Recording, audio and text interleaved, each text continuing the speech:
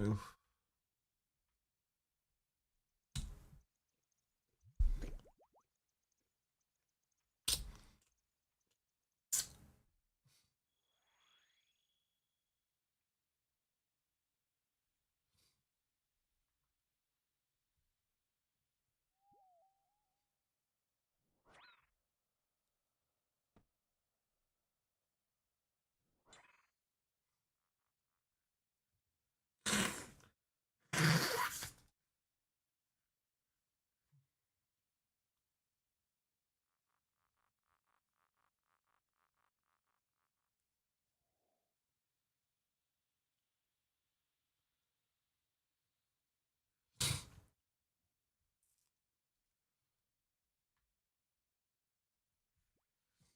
Oh.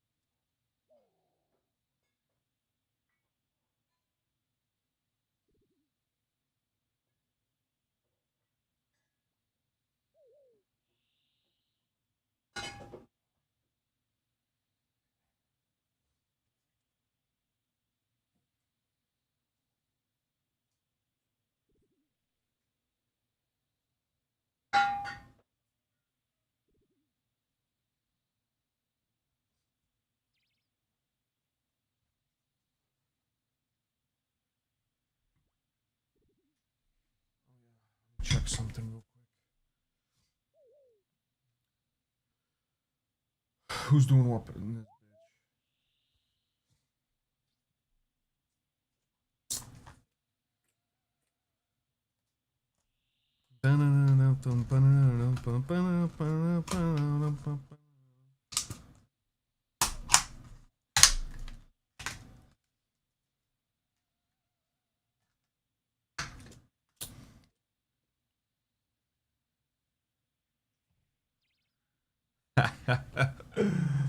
Yes.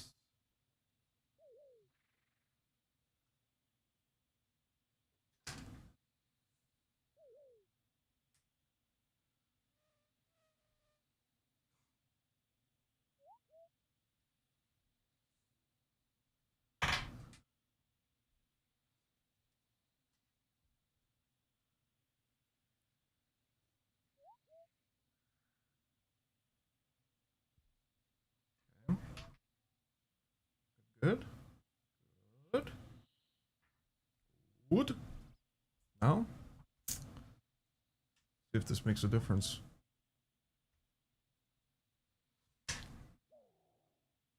Please make a difference. Okay. It did not. This left one is still. I don't know if it's broke or what.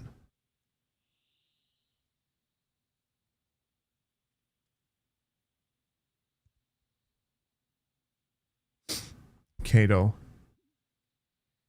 Why are the Katos not working? Kato. Yeah. And this is very loud though.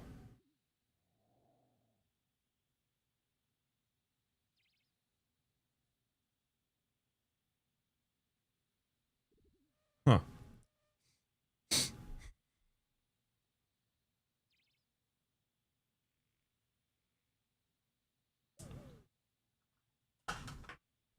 Now I got a question. Hello.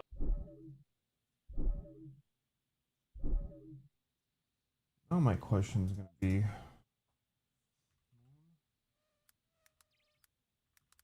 Potato. Potato. One.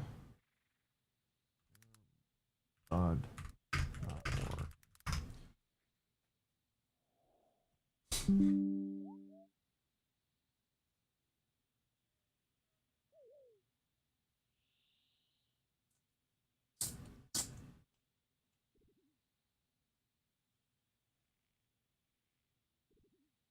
Filters.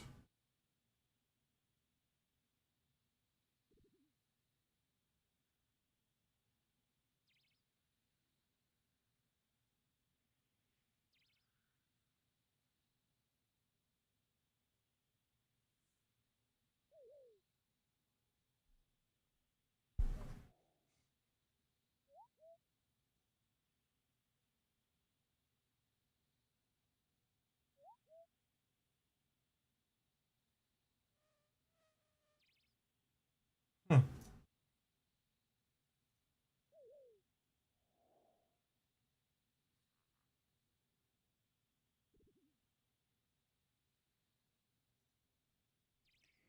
Is your pair of earbuds quieter on the left side or the right side, but not the other? There might be moistures inside your drivers.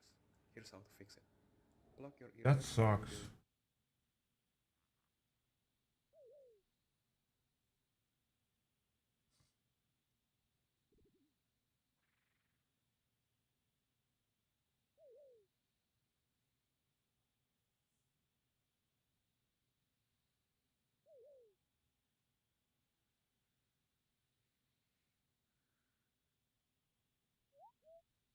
Wow.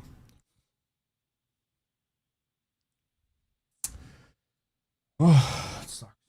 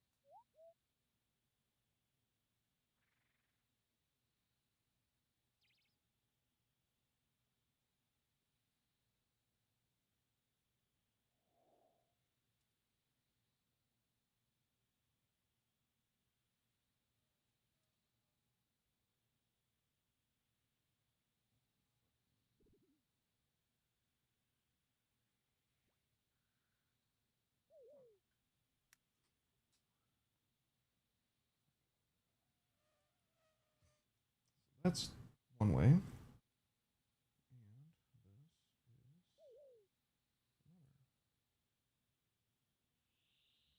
Ah, no!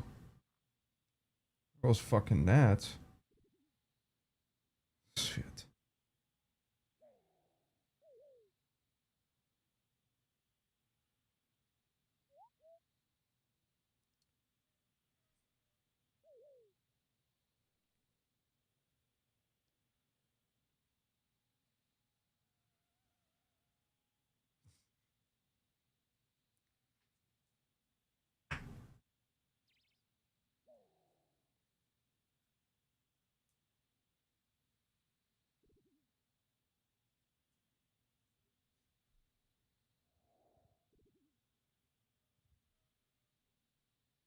Wow. Okay. I gotta Google this shit tomorrow when I get a chance. This shit's fucking bullshit. Whatever.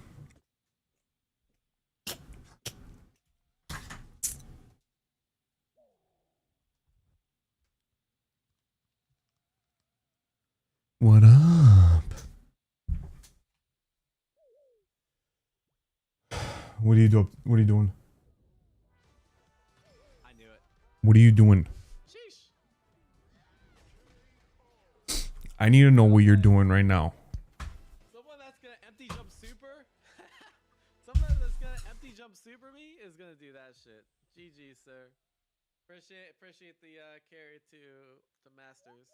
140, a little slow, but whatever. All right, we got everyone. We did it. All right, we gotta look at it all its glory. Oh, this is gonna feel good. Now what? Now we brag. Oh, oh, oh, this took so fucking long. And random. I do want to play more random. That was fun. I feel like random's a really good way to learn this game. All right, so maybe I'll give some thoughts. Now I'm actually hit master. Who's the hardest and easiest character to pick up? I was really surprised. Actually, is there a way to look at my like win rate? All right, so who's were the easiest runs? The issue is like some of these characters I've played at random, and I played more than one character, right? Right off the top of my bat, Jury was super easy. So the reason Jury is so easy is because I did her late in the season. Well, I did her late in the cycle of Street Fighter 6. So I think in overall, it's been easier to get through Diamond. As times progress. I don't know if that's me being a better player than I used to be, or people have just the true diamonds have kind of inflated the master, and now like a diamond's a lot harder than it's a lot easier to get than it used to be. But either way, like Jury is definitely the easiest. 87% win rate. My Ryu win rate's really high. But I think that's because I had to start low with Ryu. Like, there's some characters that have a lot more battles, and that's because I had to start with them lower down on the list, right? Or some of these characters like Terry, Building shit. Aki, Kim, like obviously I've played them Masters, so All right. It's gonna be a little inflated for them. Actually surprised my Kim. Guess that's kind of cool. Building shit. Really what shit you building? Because like I had to grind her from like Diamond 1 or Diamond 3. Same thing with Jamie. I had to grind Jamie from like Diamond 1. Who has the lowest win rate? Ed? I tried playing Ed a lot in Master, but I didn't actually like learn how to play him. That's the issue, is like I feel like a lot of these win rates could be higher, but I didn't like actually truly learn how to play the character. It really comes down to like learning anti-air, learning a bread and butter, and learning the cheap things to do, right? And maybe I'll give you my thoughts on like each character real quick. Oh, actually, you know what? I have a cool chart I want to show you guys before we do that. All right, so shouts to Cat Cammy. I guess you could say like I commissioned them for a chart. So Cat Cammy, if you guys don't know them, they're like a stats person on Twitter. I asked them to pull a chart for average game hours per character, right? So this is a chart to see like what characters are the hardest with, and there's not actually that much of a discrepancy between the charts. I kind of agree that like the characters at the lower end are characters that I found easier to master. So, for example, Zangief, I think, is one of the easiest characters to master, in my opinion. Honda, wow, fucking Dragon Javelin. I'm wow. Yeah, JP, Bridge using shells. Easy. Blanca, I'm surprised, but like in your room. And I just spammed H-ball, and they didn't know how to deal with it. But then Dhalsim, I'm kind of surprised, but also like no one knew how the Dhalsim matchup. But yeah, very interesting. The characters I thought were really hard were like Ed and Chun-Li. I think Aki was pretty hard too. Oh, also the DLC characters are very high up, right? Maybe I should talk about like what I learned with each character, like just a very low level overview. So quick thoughts with each character. Luke, DP really good. This move's really cheap. EX Sandblast. Like this is just like a I need to win in neutral. Let me do this. The other thing I learned, this move here. This move, no one knows how to react to it, and even at very high level, it's crazy how much Luke can get away with it, right? And if you ever have the level 3 cancel, you just react to DI with level 3, and then they die, and you have a really good time. Luke was very easy because again you can play him like very fundamentally based, but throwing this out was kind of like what took my game to the next level. So Jamie's fresh on the mind, and Jamie, man, he's cool, especially this patch where you can recover drive with his drink. The way I like to play Jamie is I always prioritize one drink, and so getting that one drink out can be really hard. And to me, it's like I poke with crouch medium kick into Rekka, and if I get it, you know, I get the drink, and now I have the drink, which means I can do, you know, EX dive kick. This move is so good, bro. I can still not believe how good this move is. Like you do this, you get like 2k damage. It makes them really scared to anti-air you, and you get a drink off of it. That's so nice. Obviously, your anti-air is just, you know. The cool thing about there's a lot of characters with DPs. I don't play characters with DP. I got to work on my DP inputs, so I've been like trying to clean these up like really heavy. EX Palm is really cheap too. I feel like good players are really good at like parrying this, right? But because it's so fast, especially at like Diamond 5, like use EX Palm randomly, and then like drink twice, and no one knows how to deal with that. And then even on block, like it's safe, and you can like play parry mind games, or you can just poke back with jab. Because only -1. I actually, in the corner, if I already have a drink, I'll prioritize just going for Oki. I noticed like a lot of Japanese players will do this too, right? So you can do stuff like that, get another drink, and then, you know, go for a throw, and then you pick up another drink. Yeah, this character's scary. When I play this character, I'm like, I always think, dang, he's underrated. I actually really enjoyed Manon. She is very, very fun. I actually just recently mastered her too. I feel like this button is criminal. Like, I thought there was like a weakness to this button. I couldn't like, I'm like, why don't Manons just spam this all the time? Like, what am I missing? Bro, this button is so freaking good. Finish counter, you get the freaking like slide. And that just does a bunch of damage. And it's like the easiest hit confirm. And then, yeah, you do good mix up. I think you're supposed to do this, yeah. And then you go for command grab. What else should you say? Any deliveries, Biggie boy? One, that don't respect the command grab. And two, that just always hold up, right? So like I learned a very basic combo. Oh my god. Like having a drive rush combo with Manon, I feel like is essential. Even learning something basic like this. And then learning the Oki off a command grab is really interesting, right? Because if you do this command grab and you dash forward, you're minus, right? And some people know that, some people don't. But even just doing, like, what I always test people is like I dash up and then see what they do. People in Diamond just do the craziest things. They'll try to DI there even though it's their turn. Some people like to mash, some people like to do other stuff. And then if I do I just command grab again. The other cool thing I like to do with Manon is just do the command grab, drive rush, stand heavy punch, get used to hit confirming this, and then you just start looping this. I feel like I've won like half my games. Just On COS, hit confirms on drive not rush. RLL, and no, don't do deliveries on Mondays. This move's cheap too. I feel like Oh, you're doing it on COS? heavy kick, Nice. and crouch heavy punch anti-air, you're gonna get really far with that character. Kimberly is like my second character master. This character is my goat. I don't know what to say. If you're trying to master Kimberly, get really good, crouch heavy punch anti-air, stop spamming slide and neutral, and make sure you abuse the hell out of drive rush, because the drive rush is really fast, right? There's a lot of cool things you can do out of drive rush. And if they always check your drive rush, then it means you need to jump more, you need the EX teleport more, you need the forward heavy kick more, or you need to just like beat their preemptive poke with stand heavy punch, which is now goated. Yeah, Kimberly's awesome. All right, Marisa, yeah, this character is really easy to master. I don't really like her. She's not really my style of character, but she's very fun. She's very scrubby. The issue is like her anti-airs are pretty bad, right? Like you can like Gladius anti-air, but it's like it's pretty hard. You have to do it like kind of early, right? Like if I'm like a little bit late, I just get counter hit. To me, it's like the key is What up, dog? You have to figure out a way to anti-air this character, right? I usually use jump medium punch, but it's hard. Crouch heavy punch also works, but again, you have to be like so on point for that. Like my number one tip for Marissa is like find a way to anti-air, because this character's anti-airs are for you. And other than that, you can just spam specials. You spam this thing, you spam the charge Gladius, you spam this target combo on the Gladius. Like you can literally just do this over and over. This is the infinite. If you want to get the plat, You've been playing any of the games that you bought? Blackout? also I was surprised. Oh my god, Right here. dude. Really, Fucking really running nose because of this goddamn so hard. changing weather. Also listen to Gladius, like no one knows how to like the spacing's really weird, and it puts you at the perfect range for another like forward heavy kick or a forward heavy kick with punch. I know that's a recent buff, but yeah, our forward heavy kick is really good.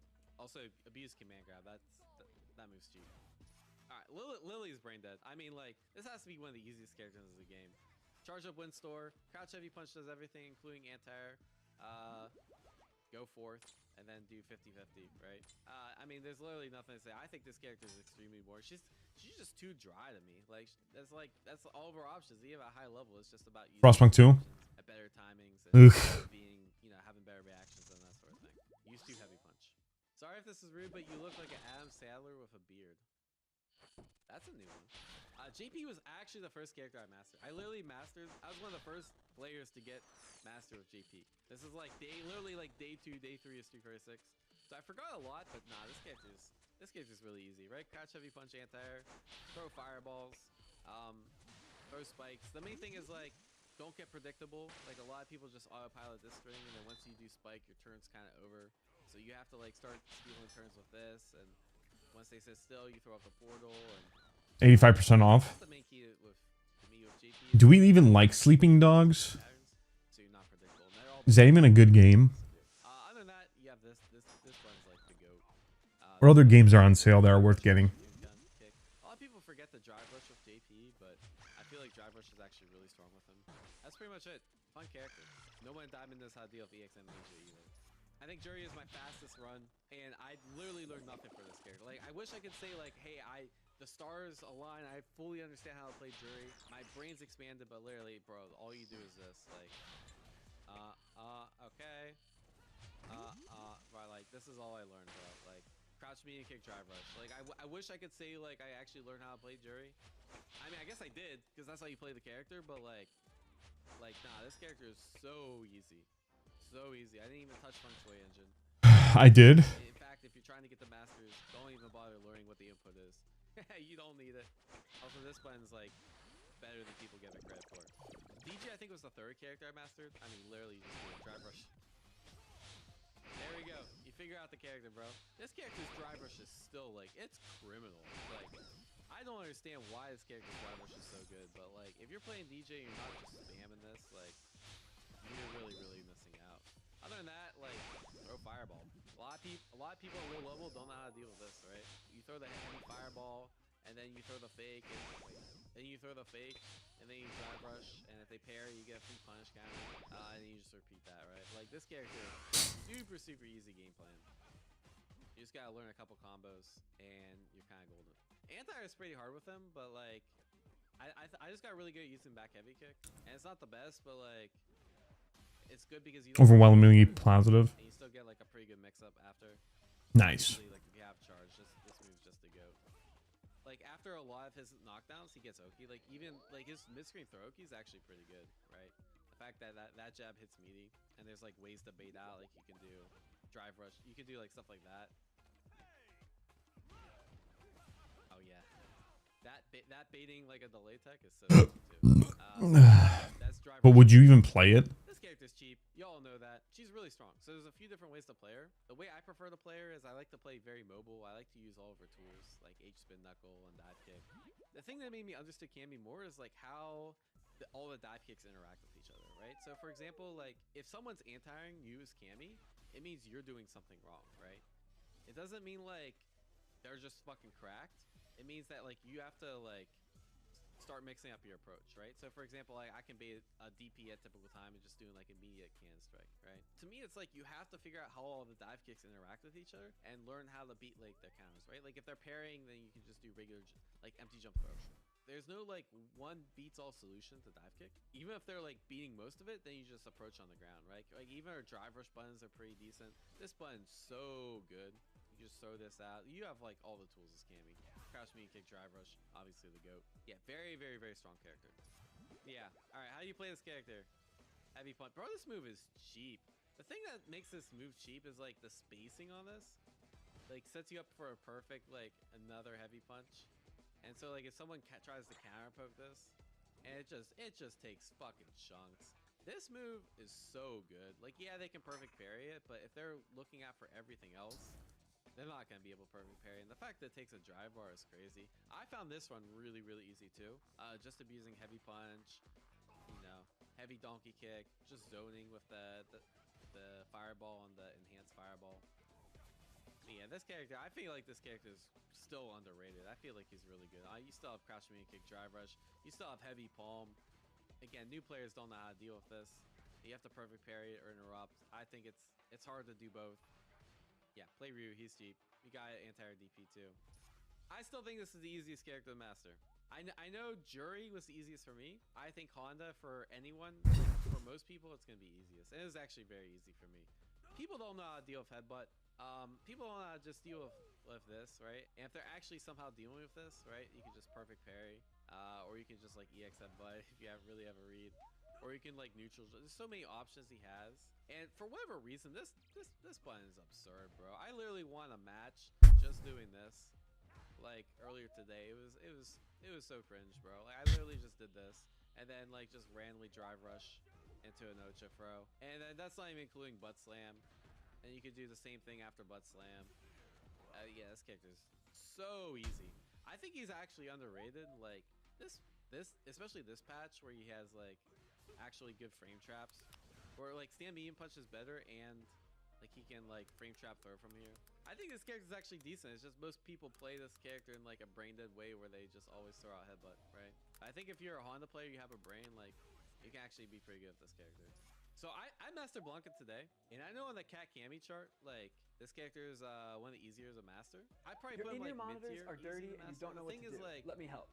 Every new Blanca set of Ball ultimate can ears carry comes you with a cleaning lot, and instructions, just but doing, no one's like, got time for that. I'm Blanca going to show you Ball how or to do heavy it Blanca step by Ball, step. right? And, Step they try 1. to pair the Locate heavy the Blanca cleaning Ball tool with, like, hidden Blanca underneath Ball the lid throw. of your protective carrying case And just doing and the soft slide cloth and in the command grab. box. Like, that Step can 2 carry is to you, take the hard end really and clean out far, any I wax think. buildup. And That's it can definitely carry gross. you to master. Step 3, take the But soft end outside of and that, brush like, when out I play any a good remaining player debris. against Step Blanca, 4 is like, to I polish feel them with the lost. soft I don't know cloth. what to do. And step And I 5 think is to really that carefully comes and down to, softly like, wrap them with optimizing 4 the level fingers. 2, And then make sure you always carry and, them like, in the protective understand carrying fully how case this works to and, ensure the like, longevity of optimizing your the ball ears steps. and Like, I protect your mastered Blanca investment. without doing Your without literally doing those all once. And I feel like in order for me You're to be probably good not taking players good with care of them, your this is in-ears. one of the Let's characters fix that that. like I feel Tip like I'm number the 1 is furthest to from clean your being a in-ears good after player every with show or Blanca rehearsal, compared to anyone else, using because, the like, included cleaning his tool. buttons are just okay. Too much wax Like, builds he up doesn't in the have, like, filter. great It's drive too rush late to checks. He actually doesn't have, clean, like, so really get fast ahead of it and normals. clean them He has after some every good use. normal. Like Don't this normal's like kind of criminally underrated, right?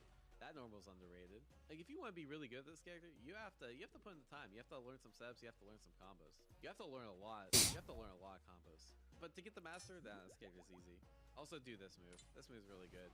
Just up back on wake up and do this if you see anything with. He's like a very easy to play character, but hard to master. Kyle, I think this character is very easy to master, and like even if I were to like play people at like high level, I feel like it's just all comes down to funnies, right? Can I be unpredictable with my fireball timings? Can I make sure my anti-airs are on point? Can I make sure my DI reactions are on point? Can I check drive rushes? Can I know when to go in, when to stay back? Really, this character's so basic. He just tests your funnies. Sonic Boom's obviously really cheap. Doing this, walking behind it, really cheap. Yeah, Sonic Boom, drive rush knee. I don't think that'll ever get old. Combos on hit. I can't do the combo, but you get the idea. Crouch medium kick's good. I think very highly of this normal too. This forward heavy kick. Gals have been using it a lot more. This thing has so much pushback that even though it's -8, like they can't really take their turn in a very meaningful way. And yeah, I think Gal's good. I've always thought this character is really strong and like really underplayed at high level. I don't know what to say about Ken. This character's cheap. There's like 9 Kens in Capcom Cup. You guys have seen this character. I mean, like, just crouch medium kick Jinrai, stand heavy punch Jinrai. This character just chunks and drive gauge. Fireball's really cheap. EX Fireball, drive rush. I know this works. Yeah, like around there. Obviously, you got DP. You got crouch medium kick, drive rush. Well, I mean, what else is there to like about this? This character's cheap. And then if you want to scrub people out, you got Ace Shinrai. +1 on block. Have fun, asshole. Not to mention he has a side swap level 1. He has his overhead, which is insanely strong. Step kick and neutral. Very good buttons with stand heavy kick. Crouch medium kick. Very good drive rush check. Counter poke. I mean, what does this character have? I mean, Chun-Li. Actually a lot harder to master than I thought. I don't think she has anything super abusable other than like couch medium kick drive rush. Like her walk speed plus couch medium kick, very strong, right? You can just do a very basic combo like that. Anti-airs are a little tricky. I thought for sure I'd be like abusing this. This is such a hard anti-air to use. So really you have to get good down inputs, and no one else has a down input anti-air that's like as strong as Chun's. So it took a while for me to get used to. Stand medium kick's good, but like I feel like your reward on stand medium kick is it's so bad. Like Has different fighting styles too. good mix up. Yeah, I'm good. I think his character just comes down to like being really good at throwing out fireballs, learning when to drive rush behind a fireball or just stay still. Which usually comes down to like how much drive meter you and your opponent have, and if they're expecting it, and you know that sort of thing. The other thing is, Azachi's way Arm sleeve for working out a bit ago when I went to the store. Nice. If you want to soar past Nice. spam Azachi. Nice. So you get a crouch medium punch combo. I think it combos into SPK now too. You get Oki after. Yeah, very good character. Also, getting people in the infinite, even though this is fake, I was surprised how good this was. I literally just spam this over and over. You can interrupt between the stomp and the stomp and the follow up, but yeah, no one knows. So that was like a bunch of free dubs too. Top 3 easiest characters I've mastered. Yeah, I want to say it's Honda, Jury, and Zangief. Zangief is so easy. This move, no one knows how to deal with it. Obviously, you can DI if it's fully charged, but then you can just not fully charge it. No one knows how to punish this on block. Pretty punishable even from that spacing. I think it was safe against Luke. I could be wrong. This is safe against everyone. And then once you condition the hit still, USPD. Getting used to Lariat anti-air was a little weird. Obviously, like, anti-air should be one of the first things you will learn with any character. Other than that, you just gotta learn like a basic combo. Something like this, right? Goes into level 3-2. There we go. That is not actually that hard. But yeah, like don't be afraid to learn a basic combo. I mean, this will get you like half the way there on like counter hit. Also, if you need like really brain dead Oki after like SPD, just do drive rush sweep. Drive rush sweep has a very strong hit rate at low level because like everyone loves to mash, everyone loves to like backdash, and drive rush sweep will kind of like blow that up because all your other options, they're kind of like too slow to catch like everything. But yeah, make sure you stop them from jumping and then you can go for the grabs. Because the stopping them from jumping options are a lot safer than the grab, which can be whiff punished into a full combo. The iPhone, do you like Skibbity Toilet, bro? What kind of question is that? Alright, anyways, Dulcim. Learn how to do this. Really, I feel like Dulcim was a bit harder than a lot of characters because I had to like get the muscle memory down of like being able to do like instant float into button, right? And like being able to like do teleport into this. Like this is so important to like learn. And then like being able to just float and like wait for them to come to you will get you like 90% of the way there with Dulcim. The thing about playing Dulcim is everyone plays like a fucking dumbass, bro. It's like Dulcim's on the screen, people just turn their brain off, and so like you have to be ready with reaction. You have to like do drills. Like if you're Dulcim, like the first thing if I was teaching a Dulcim player, I'll tell them like make sure you get good at anti-airing, like learn how to do this shit, and make sure you know how to stop DI, bro. Like the first hour you play Dulcim, like just drill this and just drill like jump, because that's all people are gonna do, bro. People just turn their they don't want to learn the matchup. They just want to turn their fucking brain off and DI or jump. And if you cannot deal with this, your life as a Dulcim player is gonna be so miserable. I just could not believe how stupid people play against that character.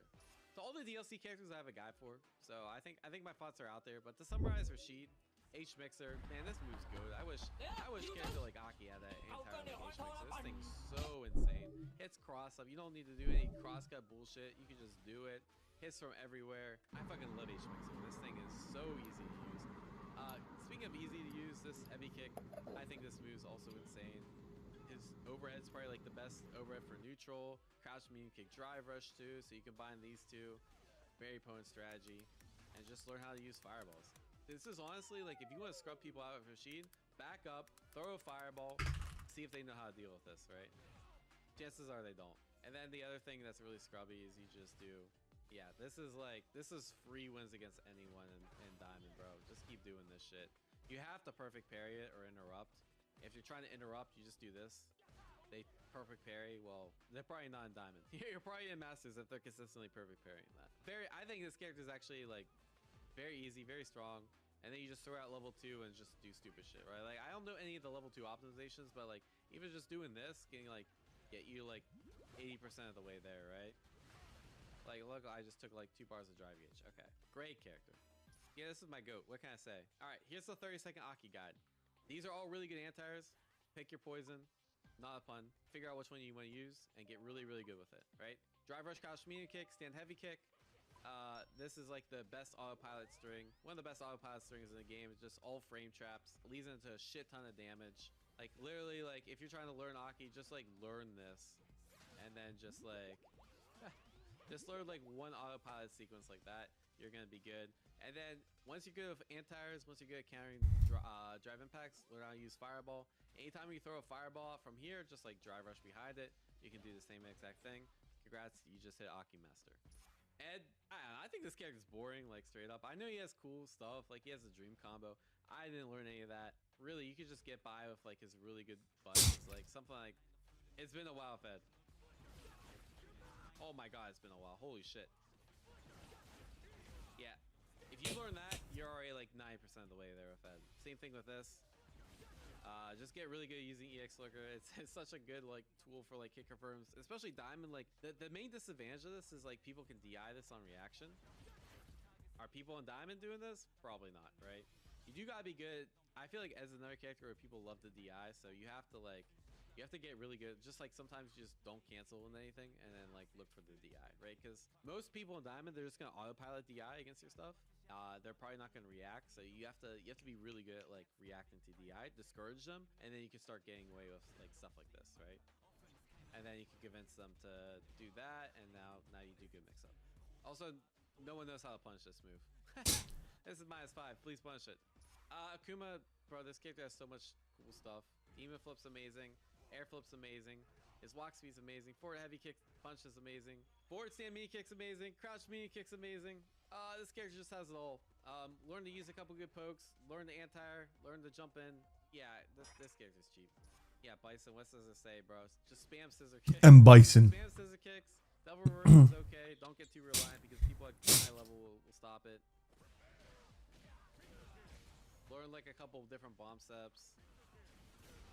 Like you should have a couple sequences like that. Yeah. And you're gonna be pretty golden. This character's honestly pretty easy. Also use EX Psycho Crusher. It might be one of the best EX moves in the game. It's -3, but it pushes back. It gives you a knockdown hit. Goes through fireballs. Plus and burnout. Get really good at using that move. That move's crazy. Oh, and anti-airs for some reason. Yeah, use that move. Terry. Get good at DP anti-airs. Get you good using burn knuckle. This move is so strong. Oh my god. This has to be one of the strongest individual moves in the game. Get it to be plus on block. You go for a throw mix. I don't know. I've been playing this character a lot on the side. I think he's quite good this patch. Fireball's really strong. Oh, this character's crazy, bro. Just spam knuckle and get good anti-airing. You're gonna be halfway there with Terry. Crouch me and kick target combo into burn knuckle if you want to be fancy. You know, you can do it. I've been trying to learn this shit. You don't need it, but it does a little extra damage. Drive rush cancel if it's blocked. And all right, you're in Masters. Congrats. Learn like a basic combo like this into level 3. All right, now you're actually a master. All right, that's it. I think overall, I do recommend, you know, if you're like a high master level player, or even if you're just in Masters, you have one character in Masters, I think taking multiple characters and taking everyone to Master, it's a worthwhile exercise. I think it taught me a lot about the game. The thing I was really surprised is like my DI reactions at the end of like mastering everyone, they got really good because everyone Diamond like spams DI, and I reacted to like more DIs today than I was like, how the fuck did I react to that? Like Diaphone 3 weeks ago would not have reacted to this DI, which is really cool. Bro, I've been training in the dregs of Diamond. You don't think I'm ready for DI? So I thought it was really good for training reactions. And it's really good just to like understand like basic counterplay and like how people deal with some things. Just to give you like a really quick example, you've probably seen Dawson players do this. And they just like loop this over and over. They'll do something like that. I didn't know this is actually just fake. Yeah, this doesn't work, right? And even like the one after the blast, like this will frame trap, but then if they do crouch light, yeah. Yeah, so for example, like some characters you just low profile this. I learned this from a Diamond player mashing on me. So then you have to like change up your jump normals, which means there's more RPS here than I thought. So you learn like a lot of like micro interactions about matchups that you can apply when you're playing the character.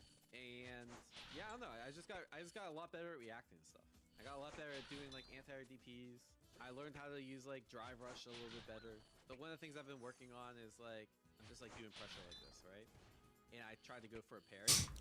Like I've been doing stuff like this, parry, and then if it doesn't work, go into like drive rush check.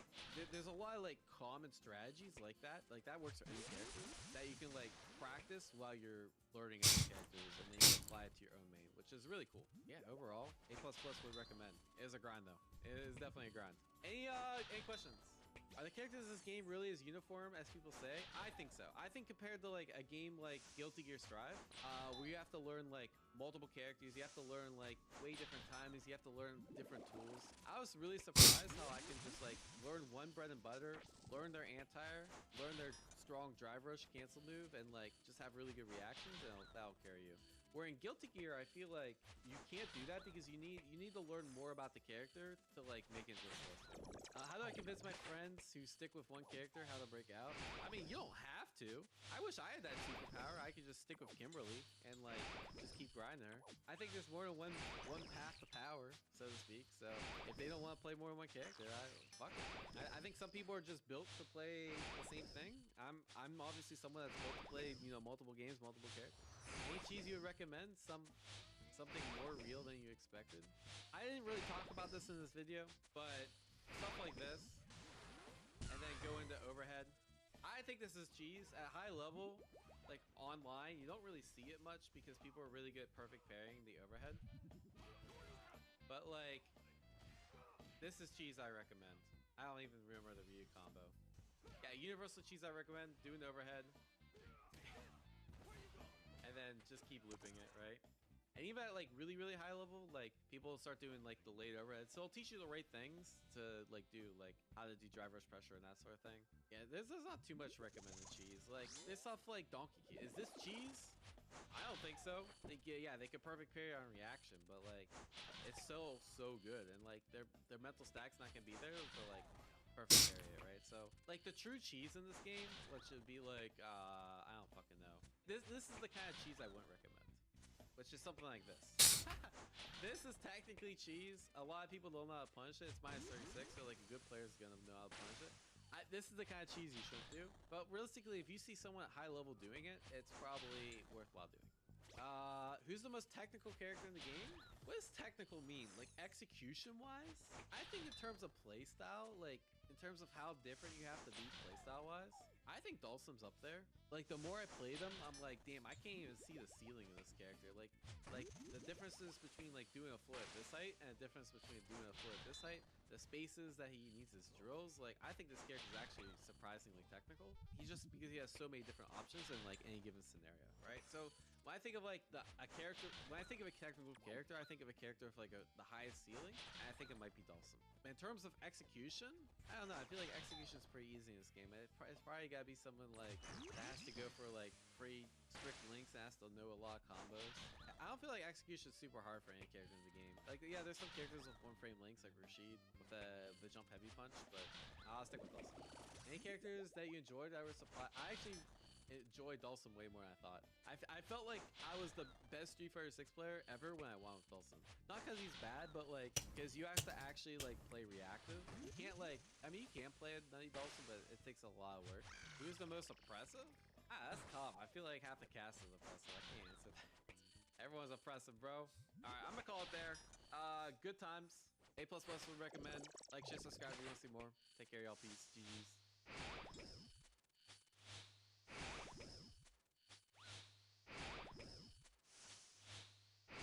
I'm here with the marvelous content creator and multiple fighting game champion, Justin Wong. What's up, Justin? How are you doing, man? Thanks for having me. I'm kind of curious to see what do you have in store for me.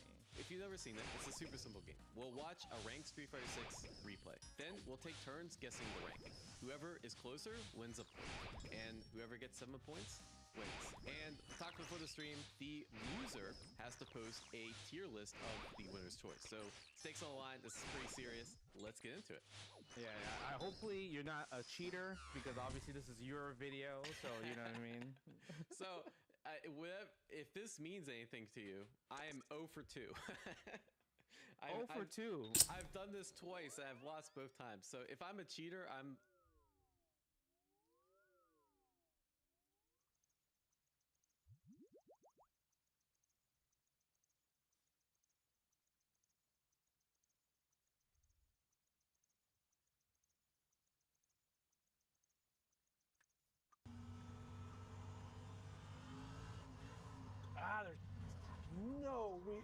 There's absolutely no feeling in that wheel. There's got to be a better way. Let's see how much way too much money worth of stuff can fix my bad driving. Hey guys, this is Dan with Gears and Gadgets. Thanks for tuning in, back with another video a day till this channel hits 100K. Coming back to the iRacing setup. Now I did a video a while ago building out the custom PC for this whole iRacing setup, getting into the Logitech TrueForce G923 with the clutch pedal, the shifter. But the problem is I have learned really kind of quickly this Logitech G923, it's okay, but it feels like a really, really nice toy. And I mean that with all due respect. It feels like a fantastic toy. But the force feedback in this wheel leaves a lot to be desired. And I am finding that when I am doing races like I am here at Lime Rock, that I cannot just keep the car from looping. So I did a thing, and I decided to pick up all of this stuff from Moza. This is not a sponsored video. I paid for this all myself. Now, I did reach out to Moza and asked if I could get some product for review, and they ignored me. So I showed them and just bought all of this stuff. Wild card, bitches! Yeah! Now, I also did apply for their affiliate program, so I will link everything in the description down below. But I'm going to go through this and give you a completely unbiased opinion of what I think of this stuff as a noob into iRacing. I'm literally only a month or two into this, and I wanted to really up my game. And I also decided that I wanted to do it with stuff that was known to be really good. The other thing I wanted to do is that this AB9 force feedback base is now able to be used in iRacing. Now, I did not know that until after I bought this HGP gated shifter, and I saw this, so I decided I'm gonna order this instead, and I'm gonna return whatever one I don't like the most and go that way. I also bought a flight stick because I do also enjoy doing a little bit of flight sim, not heavy into flight sim, but I thought, man, what a great option. We'll get into this because what's awesome about it is that this is all driven by motor. You can actually change What the up? pattern from like H pattern to sequential to however many gears the gearbox is, and then also have a base that you can use for flight sim. So for somebody like me who is maximizing space to the absolute fullest, that just seemed like an absolute no-brainer. I also picked up the R9 V3 direct drive wheelbase, and I haven't seen any unbiased, unsponsored reviews of this R9 V3. I think I might be one of the first people to do it. I also picked up the CRP2 pedals. I wanted to spend a little more on the pedal set. I also picked up the KS steering wheel for more of like the F1 style driving, but I personally enjoy doing a little more of like the NASCAR stuff myself. But this should basically take care of everything that I need. Now, there's a couple parts that haven't shown up yet. Number one is the shifter for the AB9 base. That won't be here till tomorrow, but I'm too excited to wait. So I'm gonna go ahead and swap all of this stuff over and see how much of a difference all of this Moza racing stuff really makes a difference. So first, I'm going to remove everything off of the base here, which is the Next Level Racing. I love this base because it allows me to keep my office still an office and functioning in that capacity. Yank this off. This Logitech shifter, I've actually really liked this thing. With the pedal set, there's a lot of things that are kind of left to be desired, which is a huge reason why I'm going this route. Now, the ability for this Logitech to also just attach to any desktop surfaces with these built-in clamps is also really genius. So I don't hate the Logitech setup. It's just not good enough, in my opinion, for a true real sim experience. It certainly has the feel like it belongs on more of like an Xbox sort of setup and not a high-end gaming PC, which is what I did end up sort of accidentally building for myself. I just kept adding things to the cart and making sure that I wasn't leaving myself too much room for upgrading later. You know, the problem with that whole upgrade mentality is that you end up wasting a ton of money doing it. It's cheaper the first go around, and then you want to add something better. And that's the same idea with these Moza purchases that I just made, is I hope to not have to upgrade anything for the next lot of years if I can get away with it. I just have these straps on here to help me move it back and forth across the room. Now we'll yank the pedal set off of here. Pedal set removed.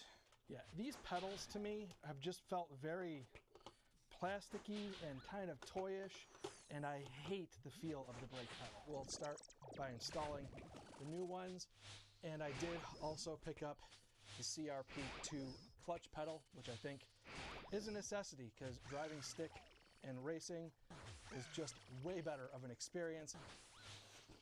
Base plate.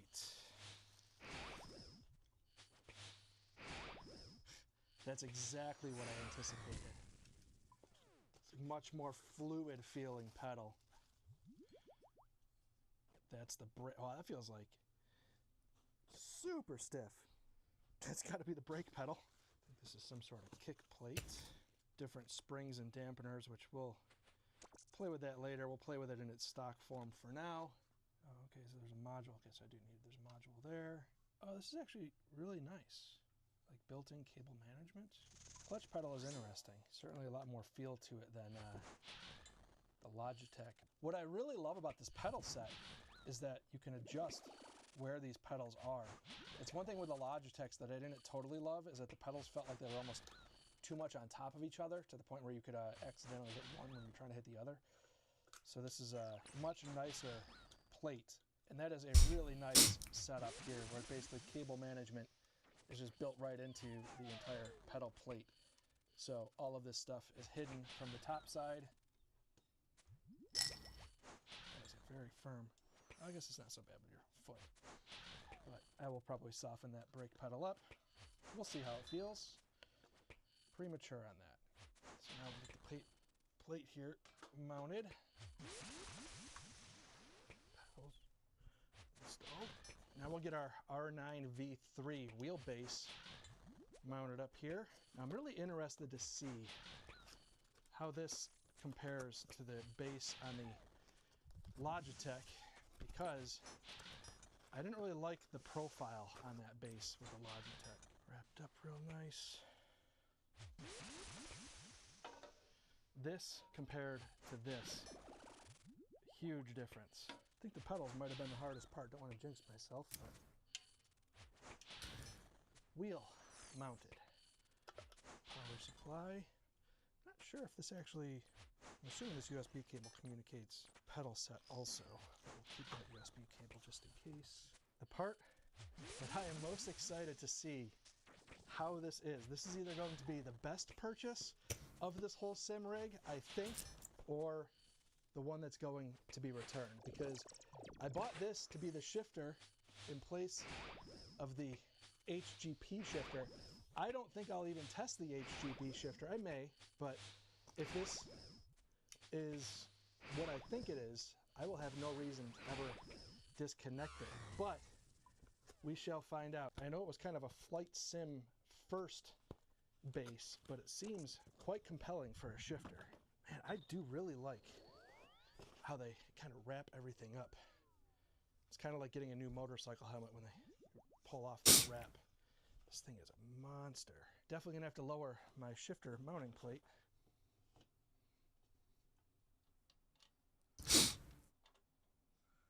All right, we are pretty well set up.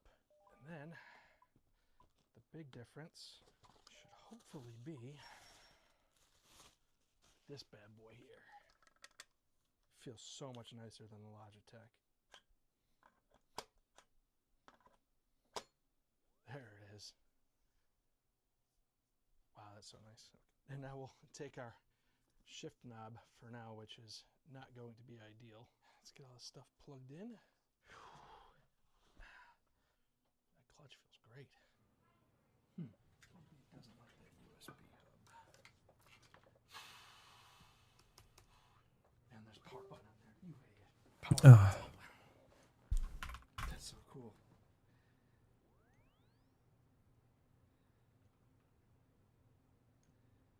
That is kind of cool. Button on these things. I was wondering why it wasn't recognizing, and it's because it wasn't on. All right, so that's updated. This is pretty darn nice. Can actually fit the Logitech inside of this Moza wheel. It's gonna be way easier to control the car with this thing. Gotta be right. Yeah, that's it. Okay. Wow, that's so wild. Configure controls. Turn the wheel fully one way, then the other. 1, 2, 3, 4.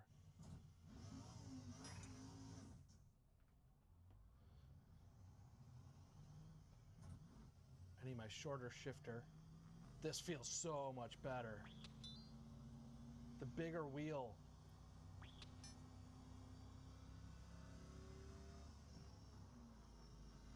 Oh my God, this is night and day.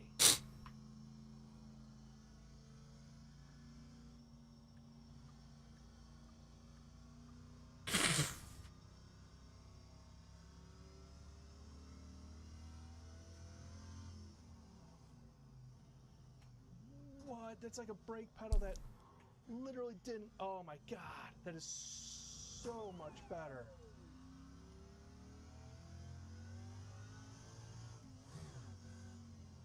Shifter, I'm not sure yet.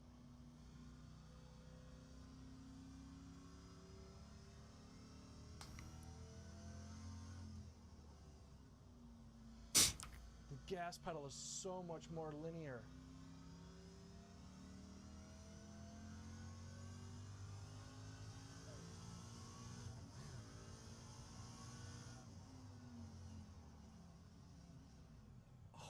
Oh, guys.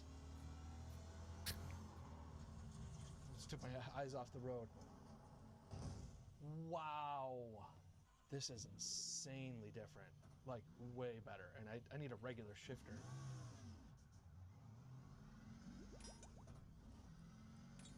It was like with the Logitech, the throttle was either 0 or 100. There was like no feathering in between. And this is just like way more control coming out of a corner.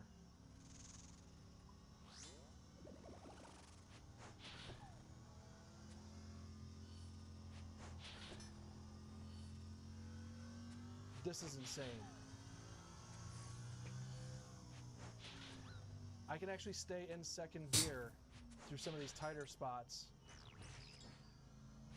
without having so much on the gas.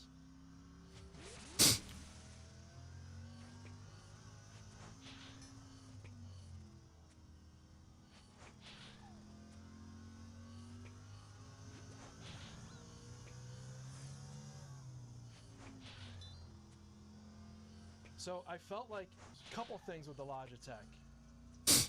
A lot of things. I'm going to adjust this. Aside from this clutch being something I need to really kind of figure out because it has way more real clutch feel to it. There's like an actual clutch take-up that I'm not used to at all, which is throwing me off.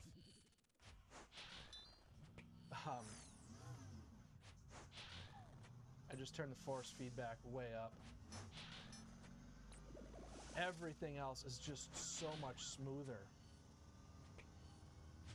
If you can afford it, don't buy the Logitech, buy this first.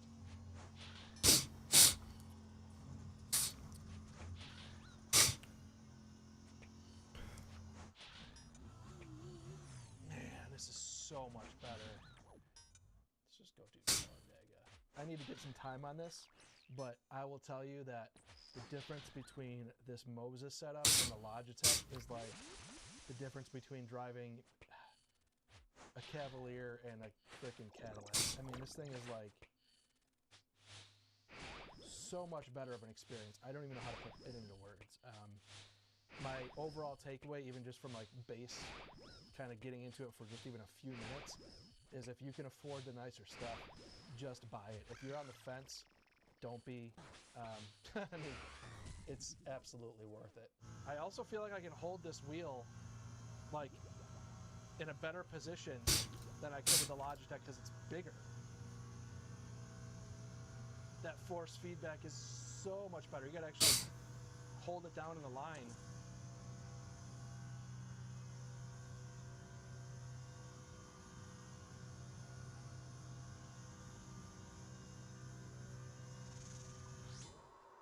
Even coming to a stop, the braking is all right. So here's my assessment. The shifter, I'm not sure. Honestly, I'm not sure. It feels amazing. I don't know, there's a little bit of vague feel in here that I wonder if that'll get better. But I also want to get the actual regular shifter handle on here because shifting with freaking joystick is super weird. But with that, let's go Flight Sim base. All right, I can't get Flight Simulator to work. I'll figure this out later. So my overall takeaway on this whole setup here from Moza with the R9 V3, This AB9 shifter, I want to love it. I'm not entirely sure yet. We'll get there. I'm going to do a little more testing on it. I'm going to wait until I get the actual shifter handle in to really kind of compare this. I think I probably will check out the regular gated shifter that I also ordered. This actually might be where it's at just because it's even smaller. It's louder, way louder. I don't love how loud that is because I do have my daughter in the room right next to me. That is... Ow! Where's my finger? I'm going to give this AB9 a chance, and when I get that shifter knob in, I'm literally going to do a video comparing these two shifters when I can do it apples to apples. So with that said, I'm going to wrap this video for today. I'm going to put some more laps on this. Stay tuned if you're into sim racing. If you're not, sorry, but this is something that I'm super into recently. So again, with that being said, thank you guys very much for tuning in. If this is your first time tuning in, please hit that subscribe button down below. Number of likes go a long way to help support the channel. I will see you guys tomorrow. That's wild.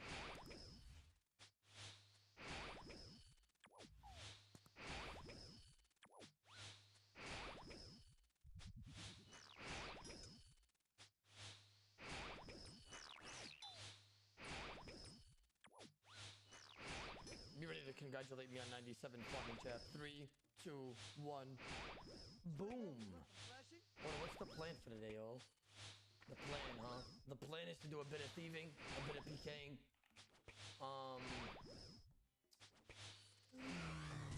Yo, Hostile, you trying to do Pyramid Plunder? I need a Pyramid Plunder partner here. I need Pyramid Plunders in the chat. I need a partner out here. Admiral Chris ditched me now. That mother rucker. He got 99 thieving and ditched me. What the hell's the maxing series going? It's going all right. I at least get one level a day in the 90 section. I don't like.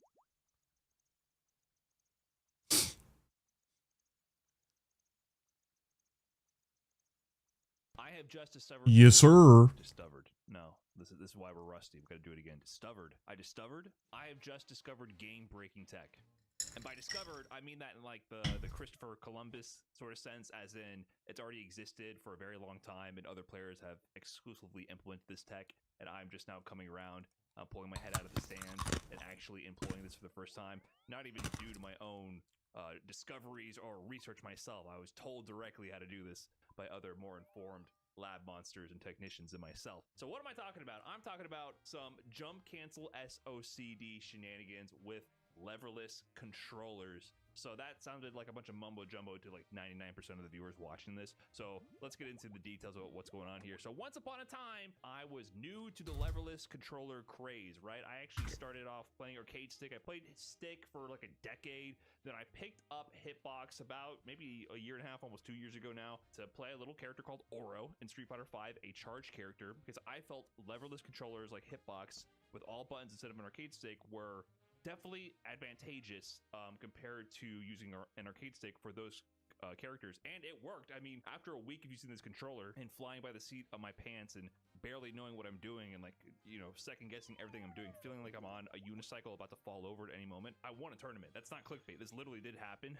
Might not have been the most stacked tournament, but I did win a tournament after a week. But the journey to learn this controller was very long and very tedious and required a lot of relearning and a lot of practice to unlock the advantages of the controller for the character I was playing. The main advantage I was going for was the instant flash kick. So if you can see this example here from the Hitbox Arcade indexes here, where they covered a lot of the techniques leverless controllers and Hitbox their brand can do.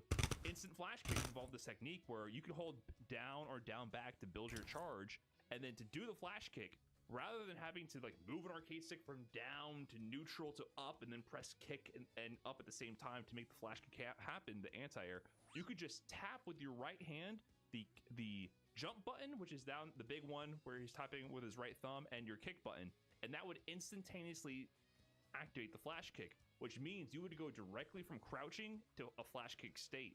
Whereas on arcade stick, you would go from down to neutral to up, which means you'd actually be standing for a frame, which means there was times where you can get hit on that one frame where you were standing, or there were certain situations where you literally could not use the flash kick to go underneath certain fireballs or jump-ins because it was just impossible. Unless you did the move extremely fast on arcade stick, there was things that were exclusively available to leverless at the time. However, all this changed heading into Street Fighter 6, and I made a big video about this as well. This is one of the highest performing videos on my channel. Funny enough, this video still gets a lot of views to this day. Capcom, near Street Fighter 6's released a statement saying they were going to change the rules of what they allowed for SOCD. So that is mumbo jumbo that is explained in this video, but to give the quick version of it, I still have the diagrams from that video. On Hitbox at the time, if you press left and right at the same time, Hitbox itself would not send these inputs. It would send neutral to the game,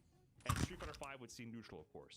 But if you inputted up and down at the same time, which is another impossible input on arcade stick, it would send up. The hardware would overwrite the input and give you up to the machine, and then the game would eventually just see up. So up plus down equals up on Hitbox. Pad would just send the inputs raw, so if you press left and right using like the D-pad and the analog stick at the same time, it would send left and right at the same time to the software, and the software would have to make decisions about that.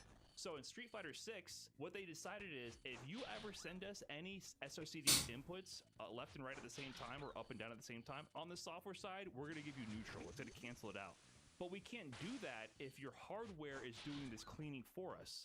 So what did they say? They said, hey, coming to Street Fighter 6, make it so that your hardware does not make up and down equal up. It should be neutral or send both at the same time to the software, and we'll give you neutral. So the updated version of this is if you send left and right or up and down at the same time on Hitbox, they updated it. It just sends neutral, right? It got rid of that up and down equals up shenanigan for Street Fighter 6. So now anytime you do an opposite direction, it cancels it out and just sends neutral. And that has implications. That means instant flash kick is no longer possible, right? They got rid of that technique, which was like one of the primary reasons why I was using Hitbox to begin with, because I play charge characters. But what Capcom doesn't realize is they're unleashing a new world of SOCD tricks, because now you can do certain things where instead of getting up when you press up and down, you get neutral.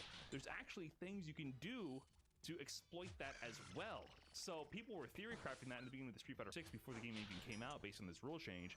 But, you know, I didn't play Hitbox at the time, so I didn't really think about it. Well, move forward to today. I went back to Hitbox because my arcade stick parts were not working. So after Evo, I literally went back to leverless because I was tired of having sticks not working, and I had a working Hitbox. And I didn't think too much about it with JP because he doesn't have a DP, but coming to Ed, if you've been following my journey, I was struggling so hard because I could not execute DP on Hitbox, his anti-air move. First of all, it's a 10-frame DP, it doesn't have a lot of range, so the DP itself is a little bit of a struggle, but even then, I couldn't execute it reliably, so I was struggling so much to learn this input, an input I could do reliably on arcade stick, and that's when people started recommending, oh, do the SOCD jump input. So I started picking that up, and if you noticed the last Ed session, I could anti-air very consistently with DP, which was the first implementation of the SOCD jump input. Big. So what does that look like? All right, let's see. So, okay, let's get a little funny. Okay, here we go. I had to put my socks on too, no feet for free. So traditionally doing a DP, it's forward, down,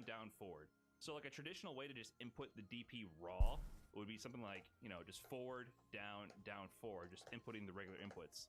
And that's fine, but it can be very difficult to achieve that depending on what state you're in. Like if you're crouching, that means you have to release these buttons, then press forward, then release and press down, then forward. So it's actually a pretty cumbersome action, especially when you get on this side. I don't know if this is 100% factual, fact check me on this, but I heard that genetically it's determined if your middle finger and ring finger share some tendons or bones. It can be very difficult to move these very distinctly independently, and that varies from person to person, is what I've read. And I definitely think I have that because it's so difficult for me to move these fingers precisely and independently. So doing things on this side that involve like holding my middle finger down and moving my ring finger and vice versa, and using these very elegantly and limberly, it's not good for me. So doing stuff like DP on this side, say I'm crouching and I did forward, down, forward, this is a recipe for disaster for me. Like doing this with these two fingers right here, I can feel things crunching on my hand.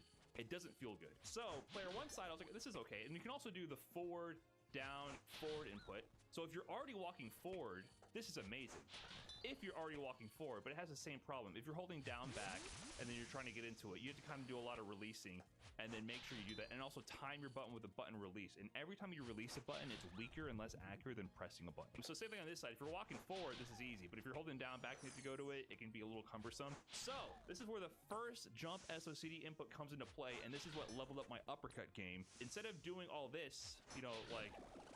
or the crouching DP where you're jiggling a bunch, and I find that very imprecise as well to do on reaction. Jump SOCD DP, forward, down, forward, forward. The magic. So remember what I said previously, down and up would give you up, down and up now give you neutral. Which means if you're holding down forward with these two buttons and you press up, that gives you forward, down, forward, forward, down, forward, forward. Anytime you can eliminate a button release and replace it with a button press, it's more accurate for your hands. So what does the DP turn into?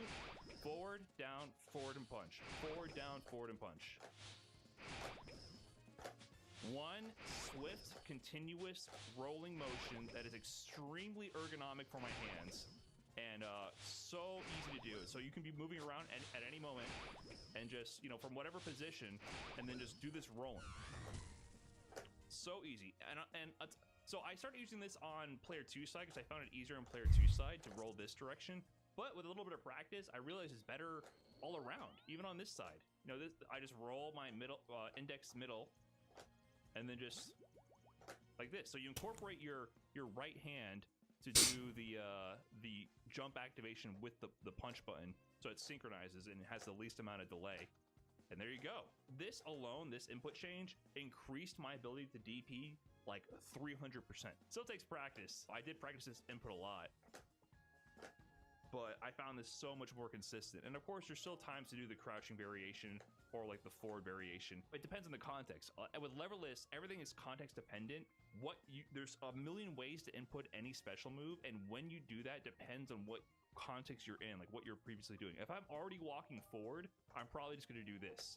Like if I'm in a combo, for example, if I'm in this combo, I'm probably going to do my DP like that, because I'm just going to hold forward the whole time during OD Snatcher and then just, you know, do this because I have time to buffer it. It's very easy. But if I'm in neutral and I need to react in a split second, I'm probably going to do the jump SOCD version, right? So you have to learn how to do your input so many different ways based on the context that you're in. And that, while it's all more ergonomic when you master that, it's a lot more to think about than on arcade stick, where you kind of just, for the most part, you just do the input. So jump SOCD definitely saved my ability to play Ed to a degree, because now I can actually do DPs, because the other inputs were not working for me and I was grinding them hard. I'm sure with more practice I could get more consistent, but jump SOCD, it got me in the game with Ed. However, there was another hurdle on the horizon which really got me to think even more about how I'm using this leverless controller, more so than I have in quite some time. And that is, of course, due to this combo here. So you might have seen this on screen. This combo is pretty cool. I was messing with the Ed level 2 desync stuff, and I figured out this punish here.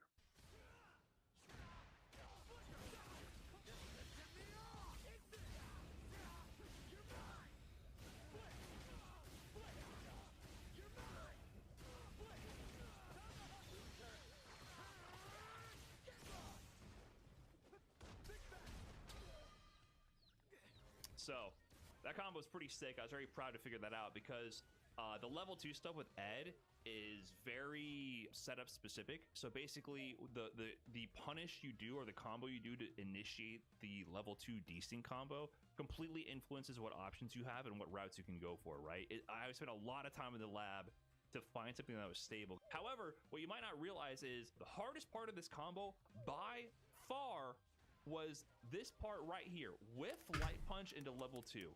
It's so subtle, but that light punch is a frame kill and then do it into the level 2. That took me so many attempts to be able to do that. And I was like, am I really going to never be able to do these combos because I can't do with light punch into level 2? What you have to do in order to achieve that is you have to press a lot of inputs very quick and synchronize them with multiple hands. So for this combo, in this moment, you have to whiff the light punch, and then on top of that, you have to buffer quarter circle back. The way I was doing it was I was doing the regular SOCD super input, which is down, down, back, back, hold right, then press left plus down at the same time, which gives you down. It cancels out the left and right, then release, which gives you right again. So that is you do a natural quarter circle back, down, back. However, doing with light punch and then doing that whole entire input during that time frame that you have in the recovery from the light is so difficult, because at no point can I press light punch besides before the super starts. If I press the light punch while doing back here after the first quarter circle, I'm gonna get the blitz. So I have to whiff the light and then complete that whole super input. And now it's too late, and it has to be frame tight. There it is. I got it right there. That was it.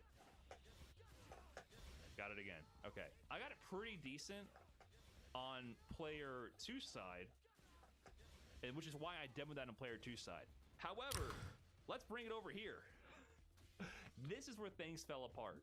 Doing this combo conversion on this side, that wasn't frame tight enough. That was a frame off. Oh, I got it. I can't believe I got it in that few tries. I literally grinded that input for at least 6, 7, 8 hours total, 9 hours total across 2 days. I was like grilling this input, and I could not do it on player 1 side. And I thought, man, these combos are so sick. Am I really gonna get gate kept from being able to do these combos in real matches because I can't input super like this? And then I was talking to Javits about it, and he's like, wait a minute, my friend. So if you don't know, Javits has been going down a leverless journey. He's actually been doing a lot of stuff. He's doing a lot of shenanigans. This is him right now doing leverless standing 720s. That's 1 standing 720. That's 2 standing 720s. 3 standing 720s. So he's been on this hitbox grind for a little while now, figuring out the most optimal way to input crazy stuff. So I was talking with him, and he said, wait a minute, let me open your eyes to the way you should be doing this super. Hey, what's up, Brian? So just want to show you real quick the way I do supers on leverless, and basically buttons into supers. So the way I described it is basically I'm holding down the whole time, like this. Then with my left index finger, I'm doing right, and then jump. That gives me the first quarter circle, like this. And then all I gotta do is release, right and up, and then press right and up and punch. So it's like. So with that first shortcut, I watched that and I didn't internalize the inputs that much, and I was like, okay, whatever. Like, maybe this seems like a lot of work, but I really want to relearn my super inputs. I spent a lot of time grinding the traditional left-right SOCD super input, and I was like, it looks nice, but whatever. You know, I wasn't really convinced of anything. I was still bemoaning the fact that I would never be able to do cool ed level 2 combos. While holding down, I'll press forward and punch, then jump, release, and then press them together. So it's like. So when he showed me this one, I was like, okay, that's nifty. But my problem isn't doing it from a crouching button. My problem is that it's a standing button, and then I have to crouch immediately after, and that shaves off precious frames for being able to do this in time. So I was like, okay, you know, whatever. I'm still not convinced yet. Still not convinced. This time, to get the standing normal using the SOCD, I'll hold, but while holding down, I'll press jump plus punch. So see, that gives me standing normals. And here's where the gears started turning. So, you do this. And if I want to do it in a combo from a crouching normal, this, and from a standing. Once he demonstrated the simple idea of activating your standing button by using the up plus down SOCD, I nearly, like, I wanted to bang my head on the desk. It's so obvious. It's so stupid and so simple. It made everything click. I said, wait a minute. I could be holding down the whole time and just use the SOCD button to then prep myself to do the super input. And that's when I said, I'm over this right now. and it clicked. It clicked. So I still had to memorize his input, so occasionally I forget it. But essentially, you know, he showed it right there. It's so stupid. It's so simple. To do the super input, it's just doing, you know, it's just kind of doing a quarter circle forward, right? Like doing down, down, forward. SOCD on the down gives you forward, down, forward, right? So it's a quarter circle and then down and forward. Quarter circle, down, quarter circle, down, forward. So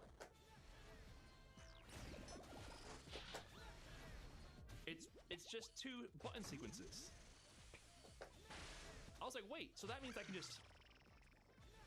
I was like, well, I could be buffering that easily. For comparison, for me to buffer supers before, I'd either have to do this, which is inaccurate and way slower, and also way more tedious on my hands. So I'm lifting and raising my fingers while keeping my wrist position relatively still. This, I'm pulsating my wrists, you know, like a piano player would. You know what I mean? I'm not wiggling my fingers around and shearing the tendons of my hand. I'm pulsating my wrist, and it's so much more ergonomic and efficient. I was like, what am I doing? And then, you know, same thing for the other direction, right? It's a little bit less precise going back, but it's the same idea. And I was like, wait, what the fuck have I, like, reacting to DIs with this is going to be so much easier. And then the kicker is, my issue was doing the standing button. It's the same thing. Hold on, I do got to warm up with it. Hold on. My brain hasn't totally remembered this input. There we go. I promise you it's easy. It's just very unintuitive for me, but it's so easy when I get into the flow of it. Wait, hold on. Why am I forgetting it? There it is. There it is. So anyways, you can see once this is memorized, this is super good. And you can do it in both directions. So you can do things like, you know... It's that easy. To do that before with a regular SOCD left-right input, you can do it because you would leverage the input buffer. Like I kind of had that okay on this side.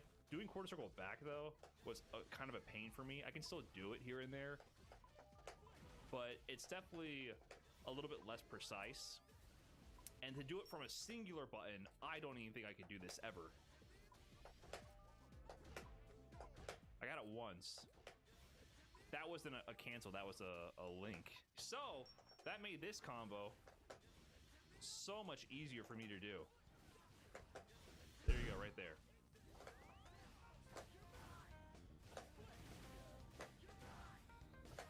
And I'm using the jump SOCD DPs in the combo as well.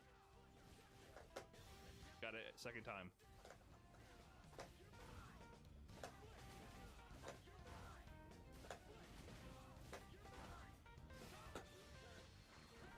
Not close enough, but you get the idea, right? So I'm telling you, doing this with the traditional leverless input on player one side wasn't possible for me. I literally grinded for hours and hours, like almost double-digit hours, putting in work to be able to do that, and I just couldn't do it. And I thought maybe this wasn't for me. Like I just wasn't going to be able to do these types of combos, right? I just thought maybe I was going to have to be locked out of having fun, but no.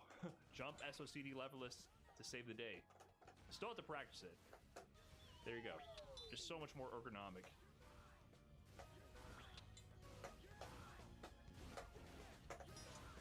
So much more ergonomic. Less strenuous on the hands, and the only thing is you have to think about it, right? So like, if I'm gonna do this string, which is a very common string, but say you only have 1 bar of super or 2 bars of super or something like that, where you can't cancel a special into a level 3 and you need to kill them right then and there. Like I can't do this into a super because I don't have any dried meter, I'm in burnout, and I want to kill them right then. What you want to do is do these lights into super, but doing that confirm traditionally can be pretty strenuous. Or like level 2, I would often miss level 2s in clutch situations like this. Like that would be pretty tough for me on the fly, right? But doing this string where you start off doing the jabs normal, but then the third jab, do the SOCD jab while holding down, and then start your super input. What is it? That. I I still haven't completely memorized it where I can do it without thinking, which is the downside to it. You have to think a lot more. Like now I have to do, when I do my standing jabs, I'm gonna want to do them by holding down and then pressing up and jab now, right? Like it's a whole different input style, which would give me access to super easy supers to, in the clutch, you know, get those kind of kills. So you have to remember the code to dial and then change your input structure, because normally I wouldn't do that. I would just press jab by pressing jab, right?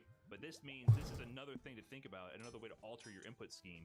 So it's just like adding more to your mental stack, but in the end, if you can master all these inputs in the context of when to use them, you have access to so much more. And I'm thrilled to be able to do Ed's level 2 combos now. Like I was just completely locked out of doing those before having this input available to me. So what does that leave in terms of like the pros and the cons of incorporating jump SOCD supers into your game plan? Well, it's not that complex. It's vastly more ergonomic in my view, and for my hands. Your mileage may vary, and it also, you know, depends on the context, right? Depends on what your previous input was or what you're aiming to already do. So it's faster in most contexts, in my opinion, right? I think the buffering in neutral is faster, reactions of it are faster, and for doing it for buffering behind normals, it's so much superior. Like I was not able to do standing light punch whiff into level 2 accurately on the left side on leverless. I could probably do it on stick, but leverless, that was actually worse for me. So this took something that was actually worse for me on leverless compared to stick, and then made it better than what I could do on stick. So this is actually getting the cheat box unlocked. Everyone talks. I wasn't cheating. I was making a lot of things harder for myself by using leverless. And this is definitely making it. The hard part is it's still more difficult in one way, which is you have to think a lot more and internalize a lot more options, because there's 30 ways to input any one special move or super. So it's going to depend on the situation and the context for what you're going to want to use. So it's going to take a bit of practice to familiarize yourself with not only the physical input, but when to utilize them as well, and when to prime yourself to do them. Knowing when to use SOCD jab to prime myself to do the jump SOCD super, for example, that's going to take some training.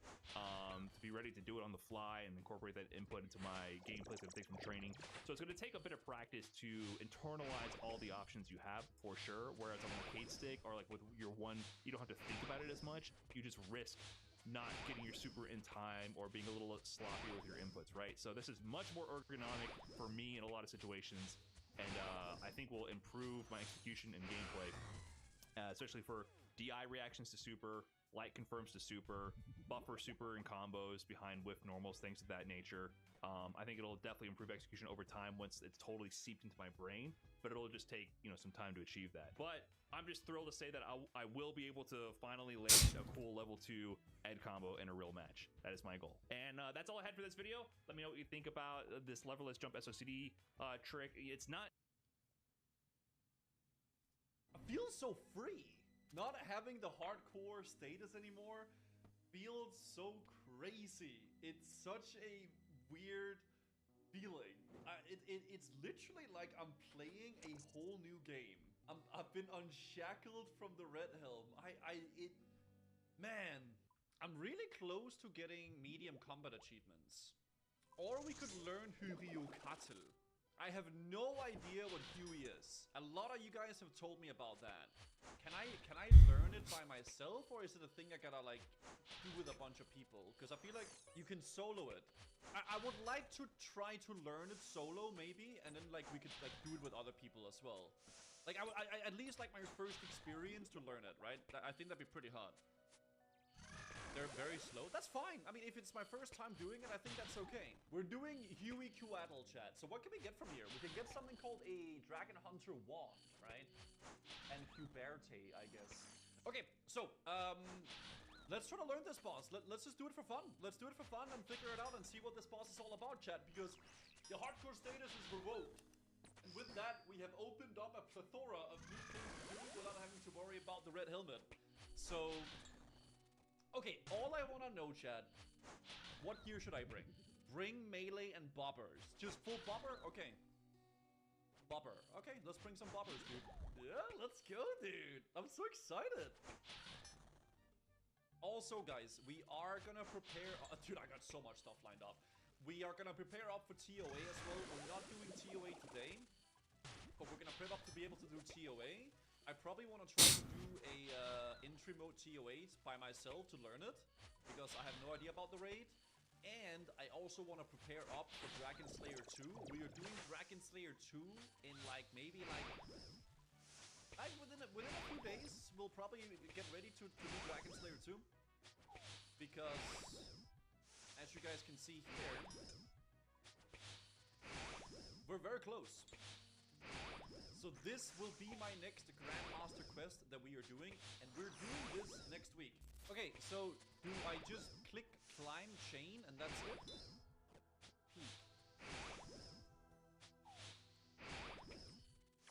Click the flag. Oh, fight privately. Here, okay. Thank you. Start a public friends fight based on private setting. Yeah. Oh, I just go? Oh, shit. Oh, never mind. I thought I went. Okay. Okay, let's try to do a, Yu-Gi-Oh! Castle, guys. Let's go. Excuse me, human. Perhaps you shouldn't just go wandering around here without knowing what you're dealing with. Oh, okay, sorry. Excuse me. What is it, human? What are you doing up here? It doesn't seem very safe. On the contrary, it would be very safe.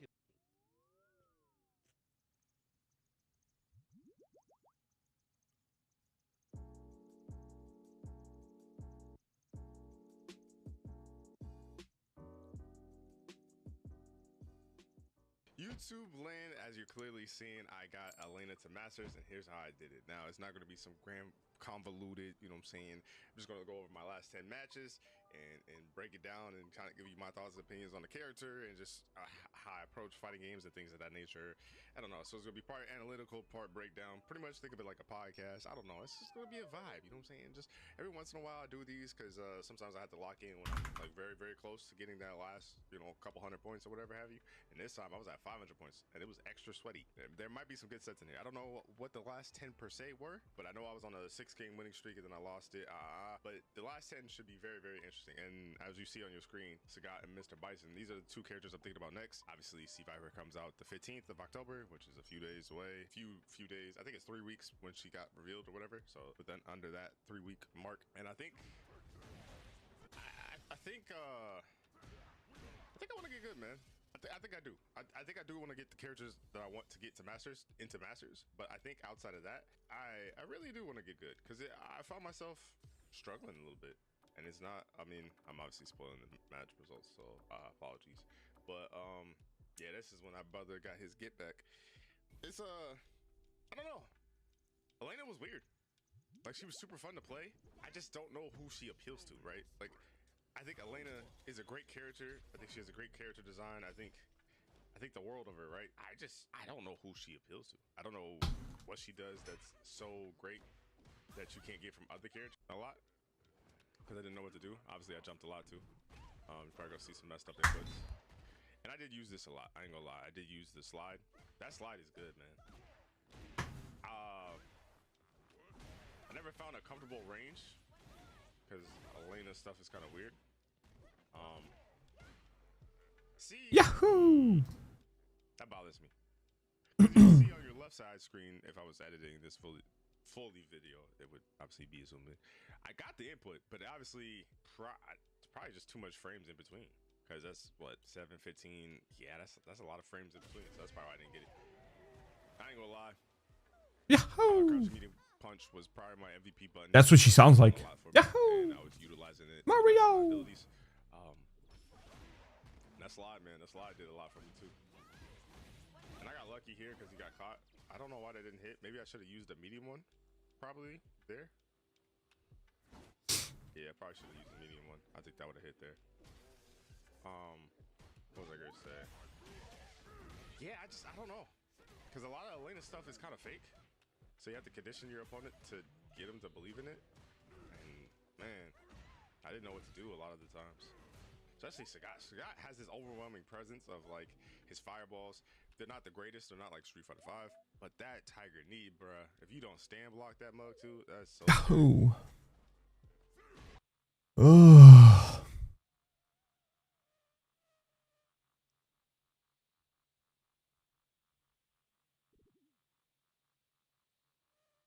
Yo, what's good, people? Today we're going to be talking about how to transition from pad to leverless. So if you want to start dabbling with controllers like this, for example, this is an all button controller. So hitbox or leverless, they mean the same thing. Hitbox is actually a brand. Leverless is the controller type. You can also call it an all button controller, but this is an all button controller or a leverless style product.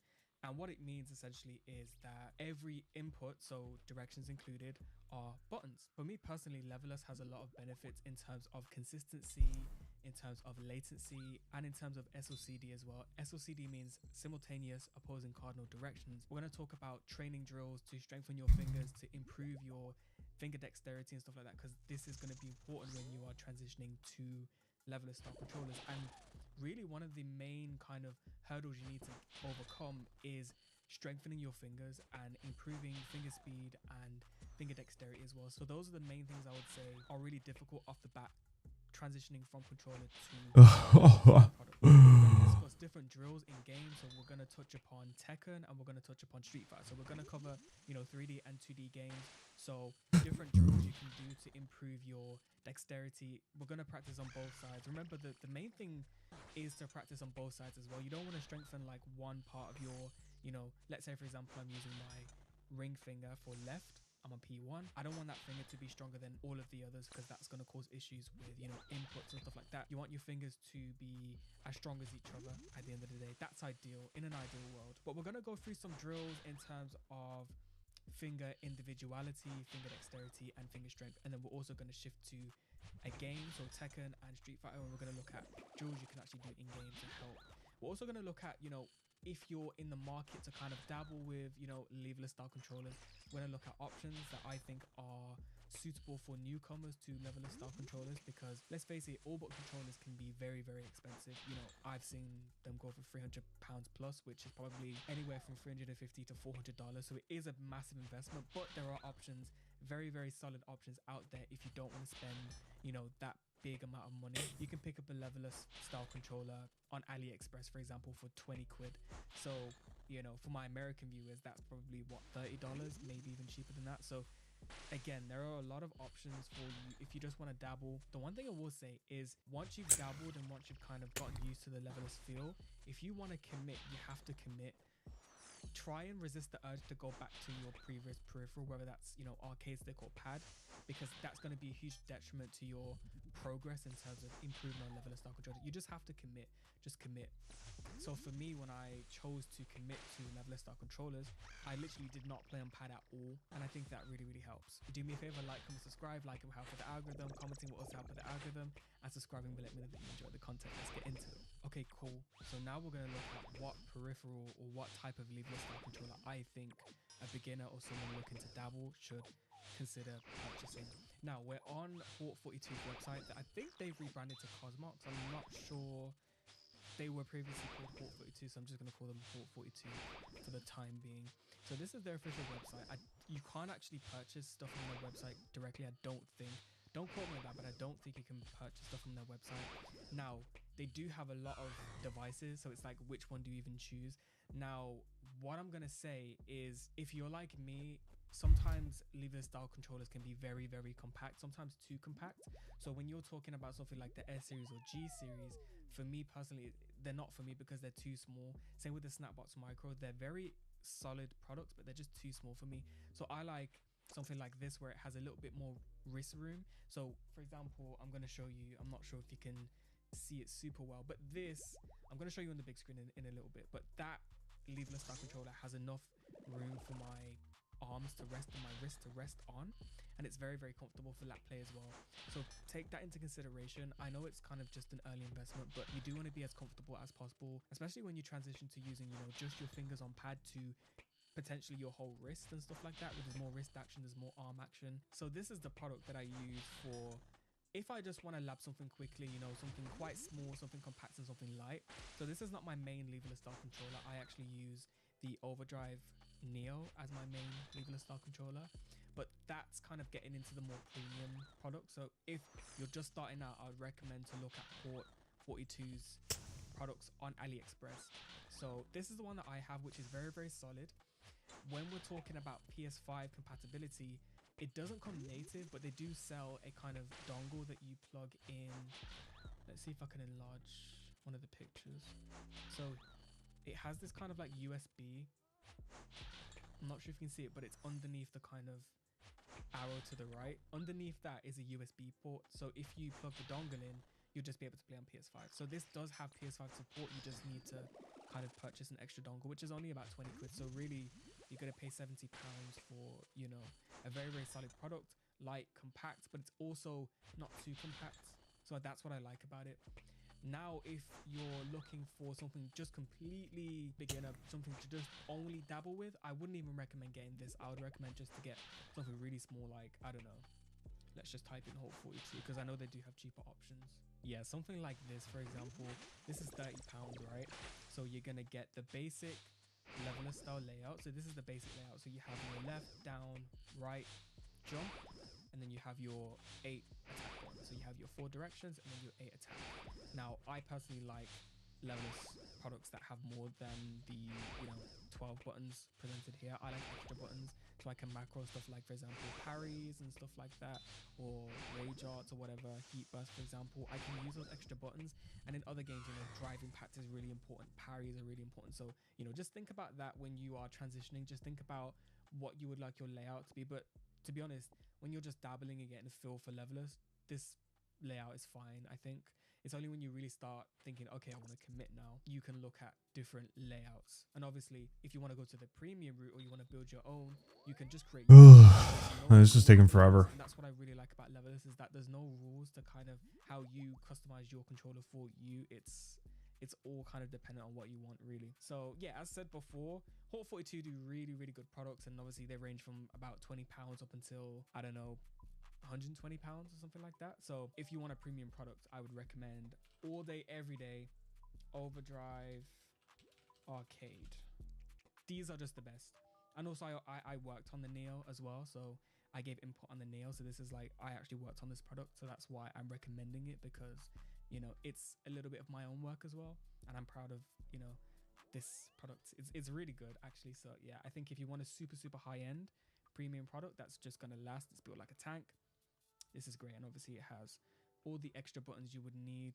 I personally like this layout because on Tekken, for example, I use this as a duplicate left, so I can backdash on P2 with the SLCD, and I use this for 1+3. So, you know, the choice is yours. Okay, let's talk about exercises that you can do to help your transition. Now, for me, this exercise really, really, really helped. Now, it was to the point where I was trying to do, let's say, for example, I was on Street Fighter 5, right? And I was trying to do low forward, DP super on P2, and I just couldn't do it. I was trying my best to, like, because it's the quarter circle forwards, but on P2, naturally, that's going to be more difficult because your ring finger naturally is more weak unless you play instruments. So, you know, playing the keyboard, playing the guitar, they all use the ring finger as one of the main kind of fingers for, you know, playing keys. So for most people, the ring finger is really important and it's going to be weak. So this is the finger that you need to really strengthen. Now this exercise here by Gallery of Guitar is really, really good. It's really, really simple as well. So all you need to do is just, I'm going to link these videos in the description as well, so you can check them out for yourself. So you're going to see here, so he's raising his fingers individually, but keeping all of the other fingers on the desk or on a flat surface. So this is really good for kind of promoting finger individuality and strengthening your fingers at the same time. This exercise is really, really good. Now, I will link this video in the description so you can go and check it out for yourself. This video really, really did help me. So yeah, I'm going to link it in the description so you can check it out. The second one is about finger strengthening, how this exercise works. This is kind of resistance training for your fingers, and it's really, really effective as well. So what she's doing here is she's putting pressure on her fingers, and that kind of acts as a resistance. So that's also strengthening your fingers. So these two videos are really, What the hell? Now, again, as said, I will link.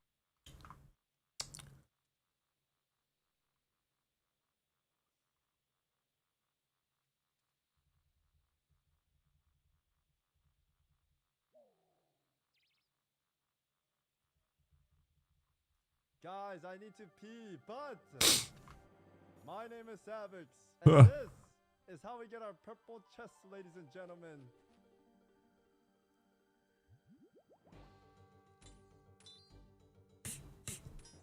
Holy shit! I'm almost out of prayers. Buddy, I'm broke too. Look at my prayers. Look at my prayers. What do you want me to do? Look at my prayers. Moose, this is all I have and I'm gambling with my life right now. Absolutely broke right now. God damn it, this fucking sneezing shit got to stop. Really good news for you.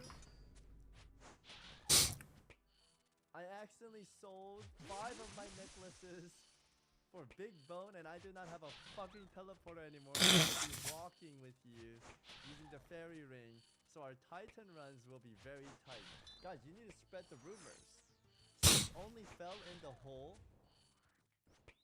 No! No! My master! I'm dead. What the fuck? I'm dead. Because he had no sleep yesterday. I didn't know. But I watched the VOD back and Sync, when I went to use the restroom, Sync was like, guys, I haven't slept, but Mama didn't raise no bitches. And then he got on and played. So he had no sleep. That's why Sync fell in the sinkhole. We gotta call that the sinkhole now. That's the sinkhole, guys. Alright, let's watch this, shall we?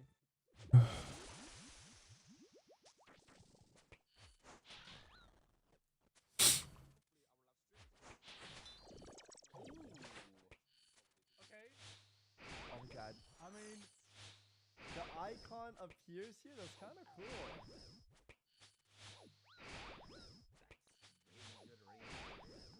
You want me to explain what's happening, guys? I'm gonna give you guys this head real fast. Ready? Boom. My name is Moose. I don't know what the fuck this pants is. I played World of Warcraft for 20 years. I'm still smiling lots because I don't know what the fuck this is. Yeah, let's pretend that it's really good and know what he's talking about. Huh. He has no clue. I don't know how that happened, bro. Genuinely. Oh, you wanna run another one or something? You know what? That's me too. I have no idea. I gotta be like, chat, is that good? Chat, is that good? I love raiding. I want to buy infinite prayer pots. I don't want to be like, guys, I'm poor as fuck. Any ran our seed, please.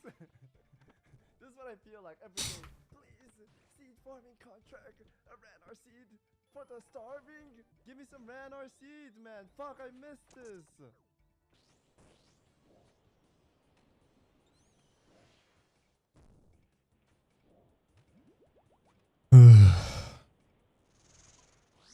I said, can't do the same stuff right now.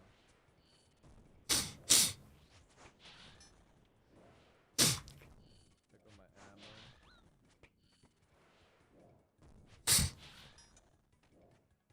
Okay, that was so troll. I wanted to block the bleed that just happened. Bam. That's good. One hit and we hide.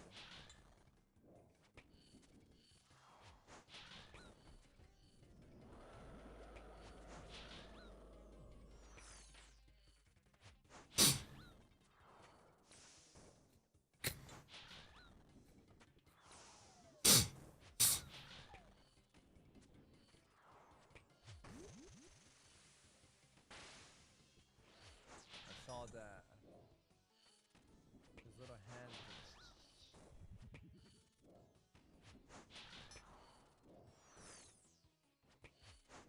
I want to save a little bit of players if I can. This is pretty open. I don't really say anything. Unless I have to go that way.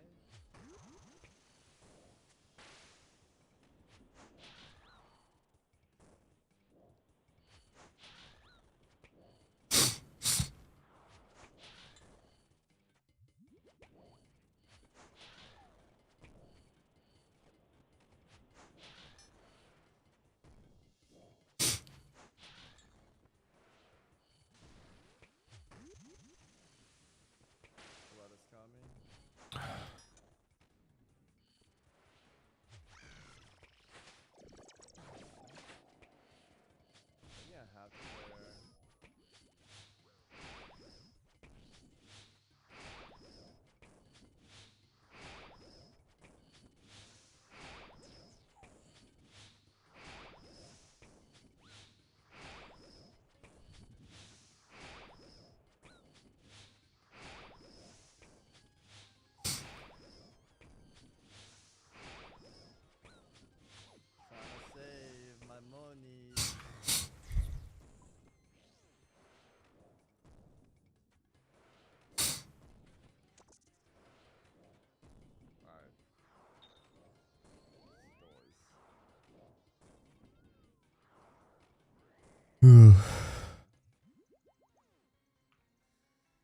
All right. Okay, pay attention.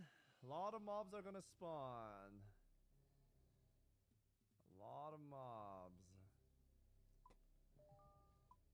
Let me try playing with my volume high.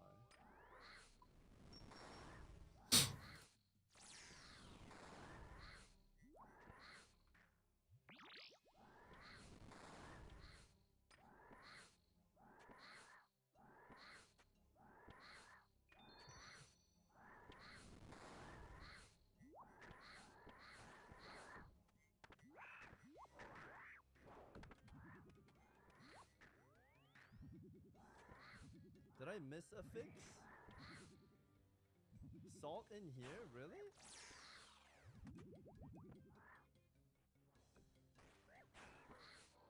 Alright.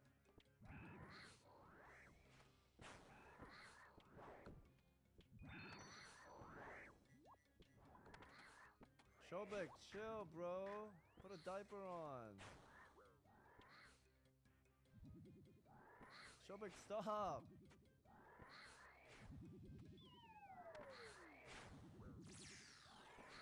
Colors.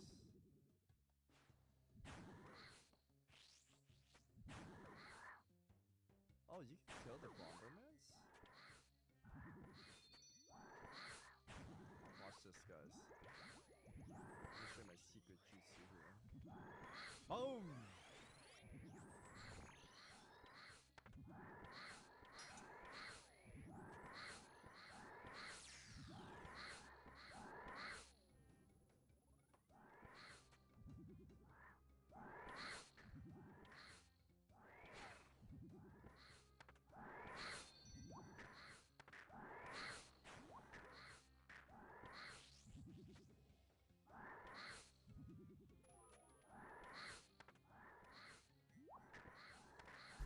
I got a potato.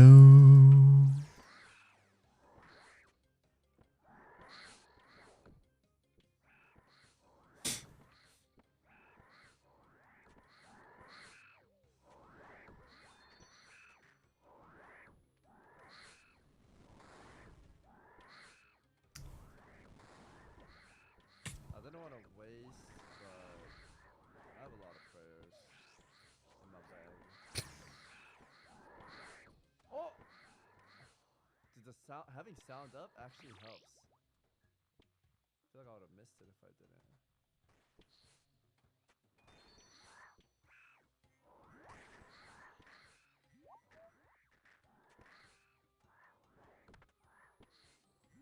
Now I put on my yellow. Line up, ladies. One at a time. Oh, he got a bad boy summoner right there. We need to get that guy.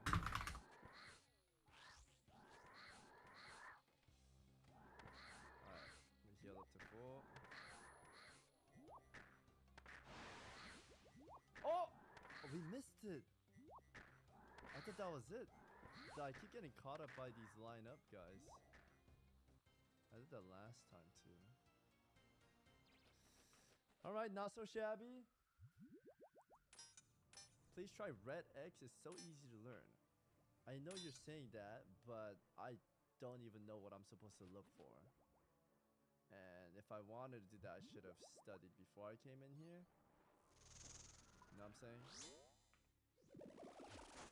Alright, here we go. I'm gonna do Red X for you right here. I'm gonna park it. Guys, my name is Sync. Let me show you how to do the forward parker. Alright, so what you want to do is you want to walk in here. Oh shit! Alright, so what you want to do is you want to hit him right here. Before he hits you, you want to go in. Yeah, that's totally how you do it. Okay, so you walk in here right now. And then you walk in here. Oh shit! Guys, code red. We can't do this shit. We can't do Twisted buckler. I don't even know what I'm trying to do. Someone needs to get a twisted buckler drop.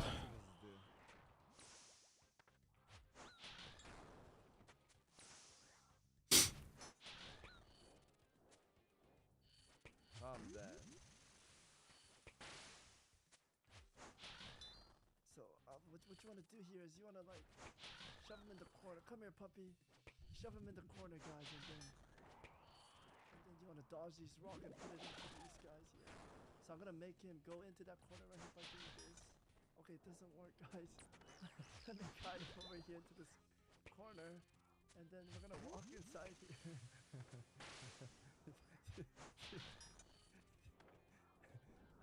Yeah, yo, we're gonna die doing so I can't. I don't even know what I'm.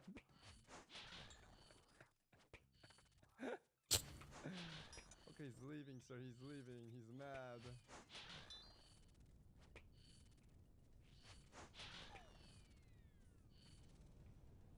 Wait, why aren't these dying one shot? Why did I have to two-shot that one earlier?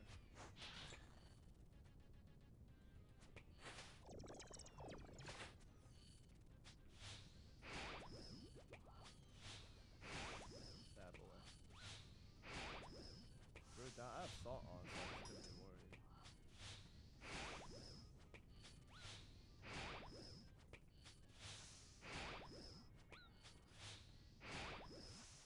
Alright guys, my name is Sink. Let me teach you how to do the red extreme. First we're gonna get hit by this one, just for show. To show dominance, alpha move. And now we go in his 4 tile like this. And we're gonna always... Oh shit! Alright guys, let me restart that. Hit the camera guys, re-recording. So you wanna go inside him like this. And then take that hit to just show him that you're the alpha. You want to take this one too? Oh, to show that you're dominant. Yeah, I'm not gonna do this anymore, guys.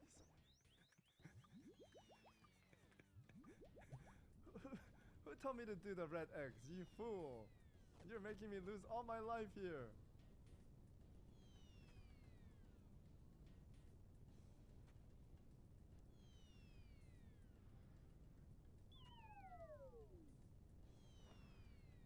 Man, why is it so far all the time? I want to go through him.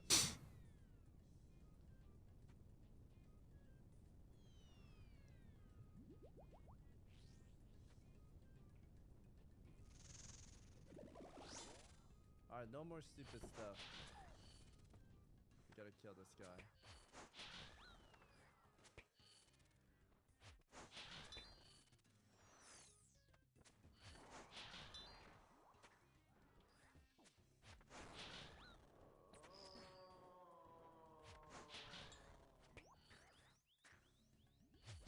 No way, the baboons, man. Wasting my food. I forgot.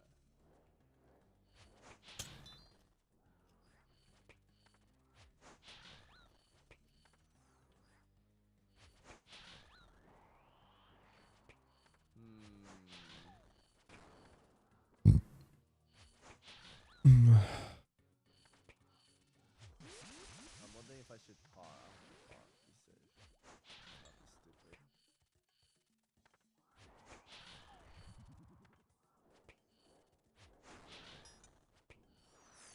No way, it was one more tile. Die, sir. I do not wish to use any more consumes. Nice. Good to go this, right? Melee on this guy?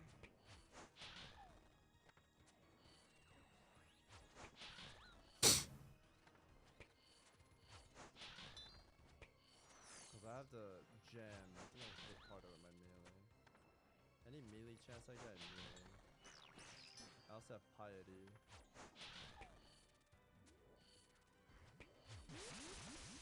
Black, yellow, white, yellow, black, yellow, white.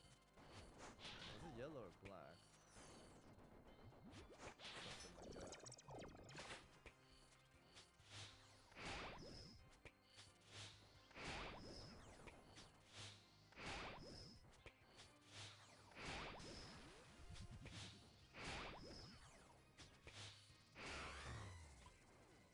Nice.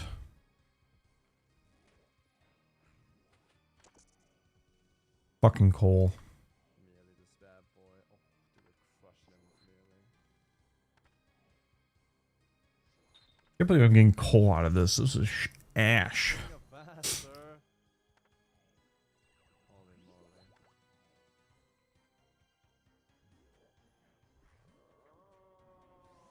Black, yellow, white,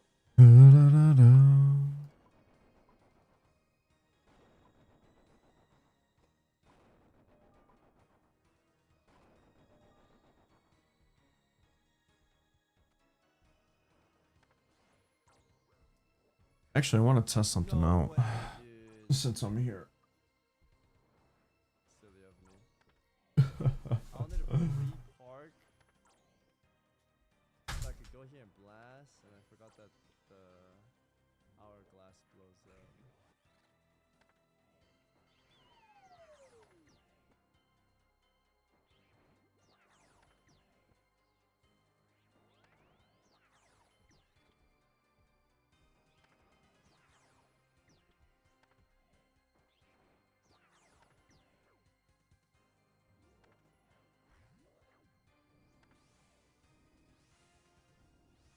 Oh shit, I didn't see!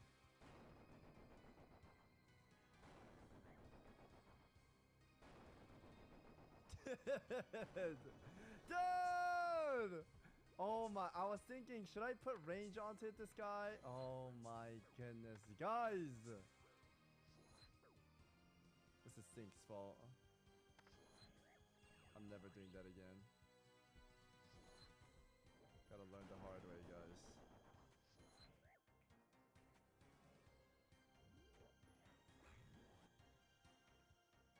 Oh shit, I don't have enough.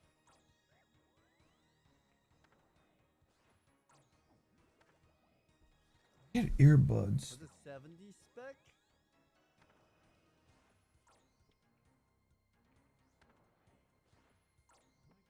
Find where they're at. Okay, we just pay attention. White, yellow, white, yellow, white, yellow, white, yellow.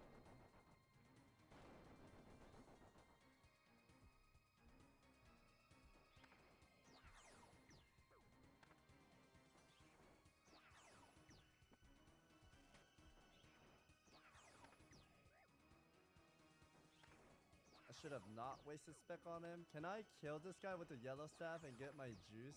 Oh my god, I had to hit a 30. Are you serious?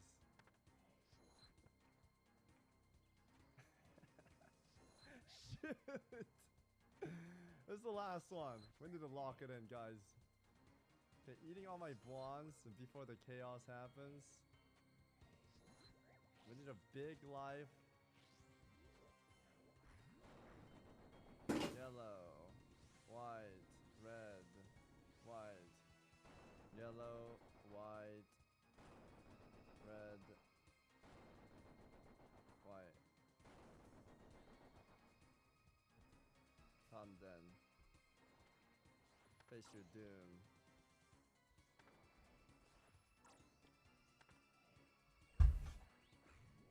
Okay. Blasting him.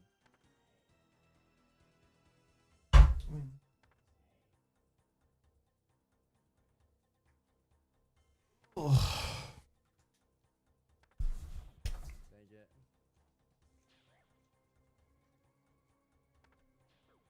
Dude, are you kidding me? I think I have to do this, guys. Let's see what happened to my earbuds. Is it 75? My left earbud stopped working.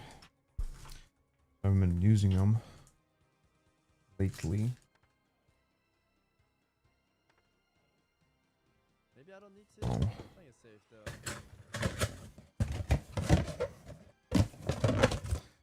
Been kind of fucked.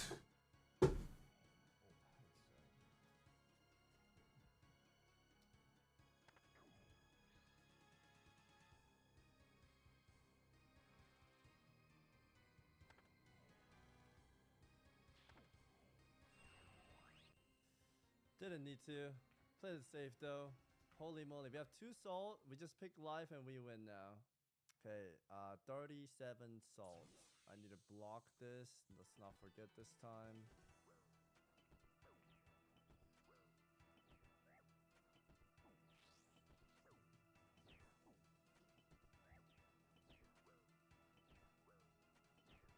I think that's enough.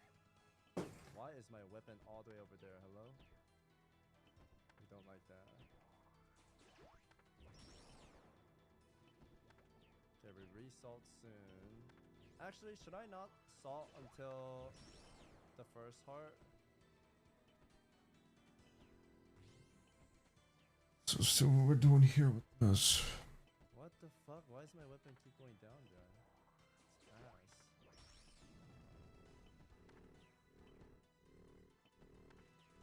I thought I always had him here. Do I take less damage if I play this? And you never know with kids. Fucking move. Oh.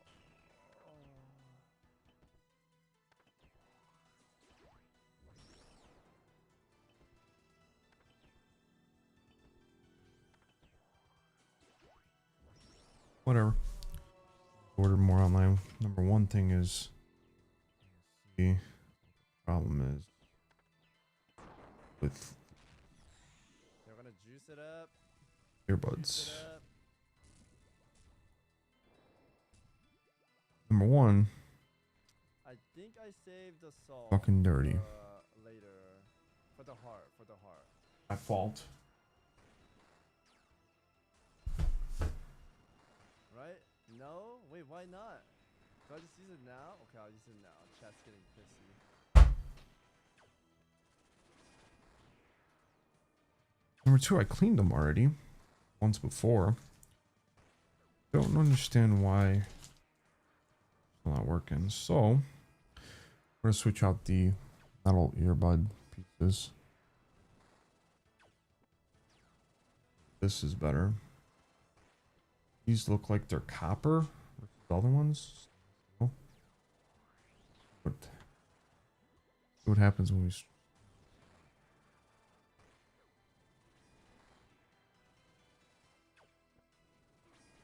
drop.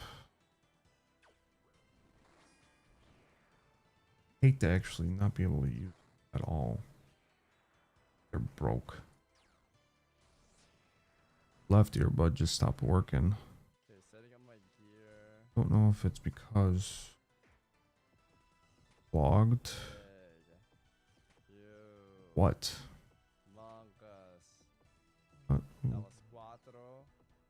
Change out the model filters. Juicing him up. Putting on the range Plastic gear. earbuds on. Boom. See what's going on here. Sort it up. Magic it up. Magic it up. In here. Magic. Remove sin. Range. Remove. One of the last ones I used. I think I used these. Let's work. Weapon.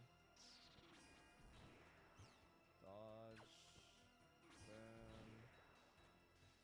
If they work. Okay, heart is out. Oh my god. That's the heart now. Bite it up.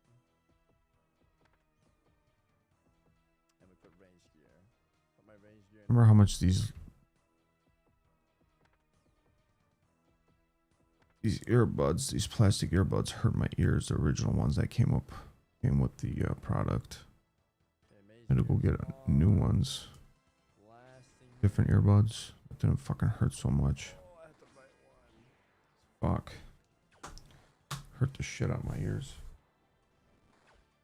Alright. Let's give it a go. Hopefully it works. Wait, I'm fucked.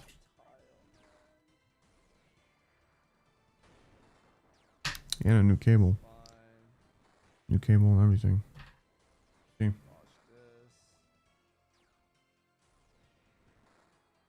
Okay. Looks like it fixed itself. Okay. Yeah. Looks like the earbud is finally good. Nice. Just what I needed. Thank God. I could just face it like that. Okay, he dies here, right?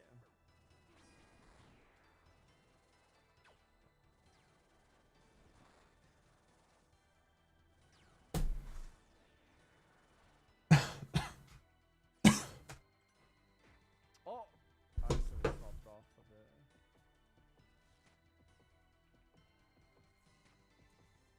Die.